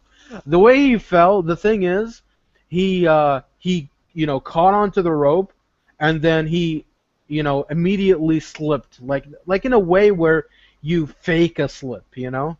Yeah. It looked goofy. Um, well, after that we got like the Authority were backstage. Like I wrote here, the Authority backstage, typical jibber jabber, where they're talking about how great tonight is gonna be, and Randy Orton and Seth Rollins are gonna beat Jericho and Reigns, and I was like, what? They're gonna face each other? They're gonna have a tag team match? I Jericho was is a I was dumbfounded too because Reigns don't sold that whole beating. Yeah, and the thing was, it would have been cool if the Authority were in the ring, and then Roman Reigns came out and then said that I'm gonna be kicking your ass tonight, or had like a bandage on his head. Yes. It was like he's got a head cast or something, Yeah, I'm a and Roman fan, but that pissed me off. I don't know, and he would come out and stuff like that, but fuck. And it was like, yeah, we're gonna be beating up Reigns and Jericho tonight, and I was like, cool. All right. Whatever. You're just gonna no sell it, are you? Um. Yeah, So. yes. Raw never happened. Mm, no. Raw never have. SmackDown is a completely different entity. Um. After that, we got. Well, now I got a reason to watch SmackDown, and that is Bo Dallas. Um. He faced Justin Gabriel here, and I was like, is Justin Gabriel still employed by WWE? Because I remember the last time he was like teaming up with Tyson Kidd, and now he's not even on NXT anymore. What's he doing? And well, he faced Bo Dallas here in an alright squash match. I wouldn't even say it was a squash match. It was a short match, but Gabriel had some pretty good offenses here. Um, the ending was Bo Dallas hitting his Bodog on Gabriel. And after the match, he was staring down Swagger, and Swagger got in, and they had some weird miscommunication until finally Swagger pushed him off, and Bo Dallas, walked away. And I was like, whatever happened to the chicken shit heel? You know, where a guy would be like, where a chicken shit heel would work on a character like Bo Dallas, not a Bray Wyatt. Um, Working on Bo Dallas, and he'd be like, saying to Jack to come into the ring, come into the ring, and Well, then it's how once, you run away. It's how you run away. yeah, and then when Swagger comes in, he would run away, not put up a fight. That's not who you are, Bo. So yeah, but it was a good match, good segment. Um, a weird reference by Zeb Coulter where he said, "I'm on."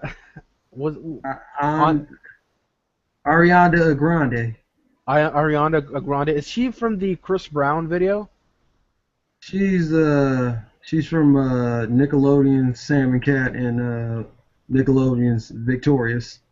Because I remember like after I heard that reference, I was like, who the hell is she? And then I was like searching through Facebook, and then out of nowhere there was this video where Chris Brown had like a music video, and Ariana was like in that, like a fairy tale princess or something. And I was like, holy shit, she's everywhere. Um, yeah, and then JBL made some other references, and Cole was cackling here in the entire show. He was laughing his ass off for nothing at all. Like JBL would say something, and Cole would repeat it and laugh, you know, and man, it was just absolutely so stupid, coming from Cole. And I know it's like Vince is in his ear and he's telling him to say these type of things, but And Yeah, I hate that. That's the one thing I take away. Like, they, Cole is a professional. Cole absolutely, yeah. Cole is great at his job. He does not Mhm. need Vince McMahon in his ear telling him what to say. Yeah, give him a script and let him, work through that. Yeah, let him He do can his own edits. exactly, yeah. He knows. He's been in the business for 18 years. Yeah, I don't even know why Vince is even doing this. Like to somebody like Cole, maybe doing Yeah. it to a new announced team. I, But I come understand if it's Byron Saxon or Todd Phillips, but not Cole, you know. right. But yeah. Then we had that, and Yeah, this yeah. shows you What how do good you? Cole is, even when somebody's just screaming in his ear. Plug the Mhm. network. Plug Yeah. the network. Mhm. Remember, 9.99. 9.99. Yeah. Don't forget to mention 9.99. Mhm. So what do you think of the match? What did you think of Dallas versus Gabriel? It was okay. It was Mhm. squash match. Good squash match. Yeah. And if for anything if they were gonna bring back the cruiserweight title, I think it would give Justin Gabriel something to do. You know. Um. Right. Him and After Blankenship this. would make a great. Would Mhm. be two good guys to build a cruiserweight division around. Yeah. I get rid of the U.S. title and keep the Intercontinental title. That's fine. But if you're gonna bring back the cruiserweight title, you gotta eliminate titles. Um. Let's see. After this, we got Paige um against Summer Rae, and man, I sneezed and that match finished. And I was like, what the hell? What happened?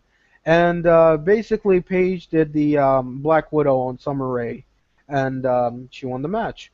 Um, it went on for like a minute or a minute and a half, After all and the history those two have, mhm. And after the match, Layla was about to attack Paige, and then AJ came in, made the save, and hit the Page Turner on Layla. And I was like, that's cool. I'm actually interested. Yeah, I Um, still don't like Paige's. I know it's mocking AJ and all that, but I don't like this. She's too much. She's getting beginning to be too much like AJ. hmm yeah, and you Years know what? ago. She kind of teases the anti diva here and there, so I'm really waiting for her to become like the anti diva, like full on. Me too. Um, so I'm waiting for that. Um, yeah, it was. I don't even know what to say about it. Was it good? Was it bad? I don't know. Um, it was all right. I mean, it was tolerable, I guess. Um, looking forward to what happens next, but not too much where I'm like, oh, I'm gonna die if I don't see another match between AJ and Paige. Um, yeah, I'm all right with it. You got anything to add? no, I'm just well, uh, I wish they would give the divas like more time in different Yeah. matches to compete in. Mm-hmm.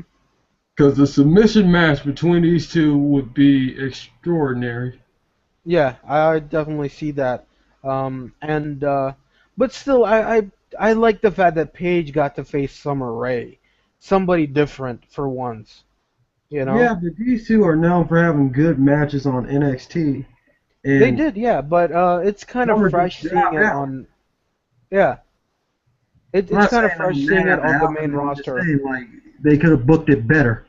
Yeah, exactly. Yeah, but it really felt like they were rushing things because oh, God knows we really gotta put on those Raw recaps. You know. If you just scale down on those Raw recaps and just put on better matches, that'd be great. Um, After this, we got Mark Henry against Rusev in an arm wrestling match. Oh boy, I don't care. I really don't.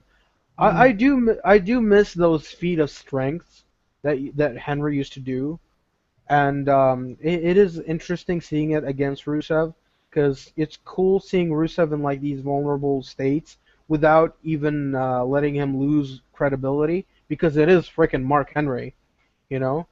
But yeah, I didn't see a point of this. I don't think that they should have gone through with the arm wrestling match. Like once Rusev saw that he was about to lose, he should have stopped it and beat the shit out of Henry, not lose twice and then beat up Henry. Yeah. Um, Lana is so such a great heel. I mean, good, pretty good, pretty good. I think I'm too early to use great. she is a great heel. She's not an awesome heel though. Yes, but Um, what she did that night, that was great. yeah, definitely. Um, For yeah. anybody who didn't watch it, Lana was putting powder on Rusev's hand before the match, Mhm. before Rusev lost twice. Right. Then during the second, after the fact of the second rematch, Lana Mhm. blew some powder in Mark Henry's eyes. Right. Mhm. I was surprised. I was surprised because I haven't seen that done in a while. I wasn't actually, because I had a feeling she was gonna do something because she was getting too close, you know. And I was like, yeah, she's gonna do something, but I didn't know what. Yeah, Like but when's once the she last threw the time? powder, I was like, where did this come from? You know, I forgot that there was powder in the ring. You know, Yeah, but but when's the last time you saw a heel throw powder? hmm. Yeah, it is an interesting Wow. gimmick. And the way that when Rusev kicks Henry and the powder just sprays around, just dusts around. It just it added to the effect, kind of like a freaking Jackie Chan movie, you know. But yeah, you got anything to add to this segment? No, no, no. Oh, it was pretty. It was decent. All right. After that, we got a Jericho interview backstage where he kept on talking about how he's gonna beat the shit out of Orton. Um, yeah, basic Jericho promo. Yeah, he didn't even put any emphasis. It was like Yeah, he was like, I'm the Cobra Shredder. I'm the Python Shredder. He said it like multiple times. There's something Shredder, something Shredder, something Shredder. I'm like, you've been watching too much Ninja Turtles, aren't you? You know. Yeah. So after that, we got the best match of the night, the highlight of the night. The Miz and Damian Mizdow versus Dolph Ziggler And his and twin. R. Ziggler. God, I could Uh, not tell who was who. Absolutely not. And I love the part where Dolph Ziggler, no, Dolph Ziggler had Damian Sandow or Mizdow in like a Are you rest sure it was the hold. Miz?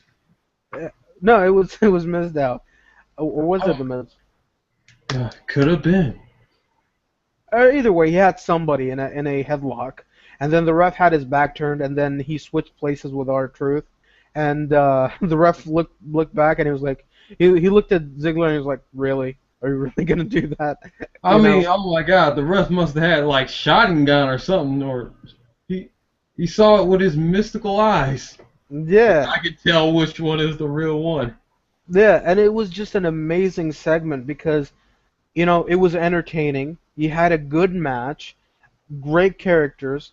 This should have been on Raw. Yeah. This would have been entertaining on Raw. This is the type of thing that I would have loved to have seen on Raw. Not freaking putting leaked pictures on the freaking Titantron, saying Miz was shaving his That was chest. something TNA would do. Make it a Yeah. pop culture reference so No, recent.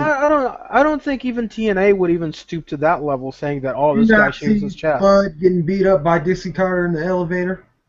Mm. Which was Yeah, based off of Jay-Z and I forgot her name, how to pronounce it anyway. Beyonce's little sister. mm. Yeah, well, but there's that reference. All right, I get that, but talking about some dude shaving his chest, come on, that's like second grade stuff. Um, but yeah, it was a very good match. I really really enjoyed it. The ending was R-Truth delivering the zigzag on Mizdow, and it was very good. I really enjoyed it. Me Yeah, you too. got anything to add to the match? My God, it was hilarious. It was, yeah. I love where R-Truth, he mimics Ziggler. I don't even know. That was. I couldn't tell. I couldn't tell who was who. Yeah. Man, man, it's just like uh, the complete opposite of each other, Ziggler and Truth. It's just the complete opposite. It's just absolutely weird seeing that going on. You know, it's just like, yeah. You could have had anybody else be Dolph Ziggler's stunt double, and I would like this to go on, where on Raw you would have somebody else be Ziggler's stunt double, like you bring in Zack Ryder or Justin Gabriel, somebody like that. That would be Yeah, funny. Zack Ryder. Don't think so. Anybody else, it doesn't matter. Not even Zack Ryder. It could be anybody else. Um, so yeah, after that, the main event. Yeah, you had a Raw recap. I don't care about that. We already talked enough about Raw. Yeah. Um, the main event is Jericho and Reigns versus Randy Orton and Seth Rollins. Good match. I really enjoyed it very much. The ending was Jericho countering the second row DDT by Orton into the roll up, Hmm. while Roman Reigns and Seth Rollins were fighting Yeah, don't in forget, the Roman was hurt during this match. He was hurt mm, from the beating from Monday Night Raw, but not hurt enough yeah. to miss SmackDown. Yeah, exactly. And you know, I really want to talk to you about this. There's been this rumor going around that Vince doesn't want his wrestlers to sell injuries. What? I heard this, and that's the reason why most of this was going on. Where Cena came back like a week after SummerSlam, Well, and at least he no gave it up. bandages. Yeah, no bandages, no nothing. Not selling the beatdown that he had on SummerSlam. You want to wear a neck brace? Yeah, not even a neck brace, no nothing. Roman Reigns not selling the injury. Jericho, um, he's kind of limping, but not to the point where he's like, you know, I don't know what else to say about this, but yeah, that's the basic rumor that's going around. I don't know if it's true. I still need somebody to clarify this for me. Does Vince really does Vince really not want anybody to sell injuries anymore? I haven't heard anything like that. Yeah, and what is the reasoning for that? Because I don't get it. You know, is it like we're going to be complete entertainment, no more sports, no more selling injuries, no more nothing? I don't get it. You know. So yeah, that's basically SmackDown. Definitely better than most SmackDowns that I've seen recently. No, I wouldn't Um, do that. SmackDown's been killing Raw the I past don't know. few. I haven't been watching SmackDown for a while. Definitely way better than the SmackDown I saw a few weeks ago. Where it's like all Raw recaps and DQs and stuff like that. It's just horrible. Um, I'm gonna try to watch SmackDown more often just for these reviews. But yeah, this week in wrestling, very, it was a very good week. Very good week for wrestling because you got NXT Takeover, Impact was great, and Raw was the best it's been in like many weeks, and SmackDown was pretty good. So I would say this was a great week for wrestling. What would you say? Yeah, it was a great week. Yeah. Definitely looking forward to what happens on Raw. Don't know if we're going to do a review right after Raw or we should do another one like this. We'll just got to have to wait for the feedback. So, yeah, this has been great. And, check out our next videos. I don't know what we're going to be doing next. So, stay tuned and rate, comment, favorite. And if you haven't, please subscribe. Check out the Elite Click where Facebook group. we talk about anything or everything, um, and just keep it respectable, people. Yes. Yeah. So yeah, and this has been Thrill True Rain from the Variety Vendor, and AJ Vinici Emery. uh, yeah, that's been it. So take care, And good guys. night, everyone. Good night. Thanks for staying up late and watching this I don't know Long how ass many episode. hours, how many hours long video. So yeah, take care.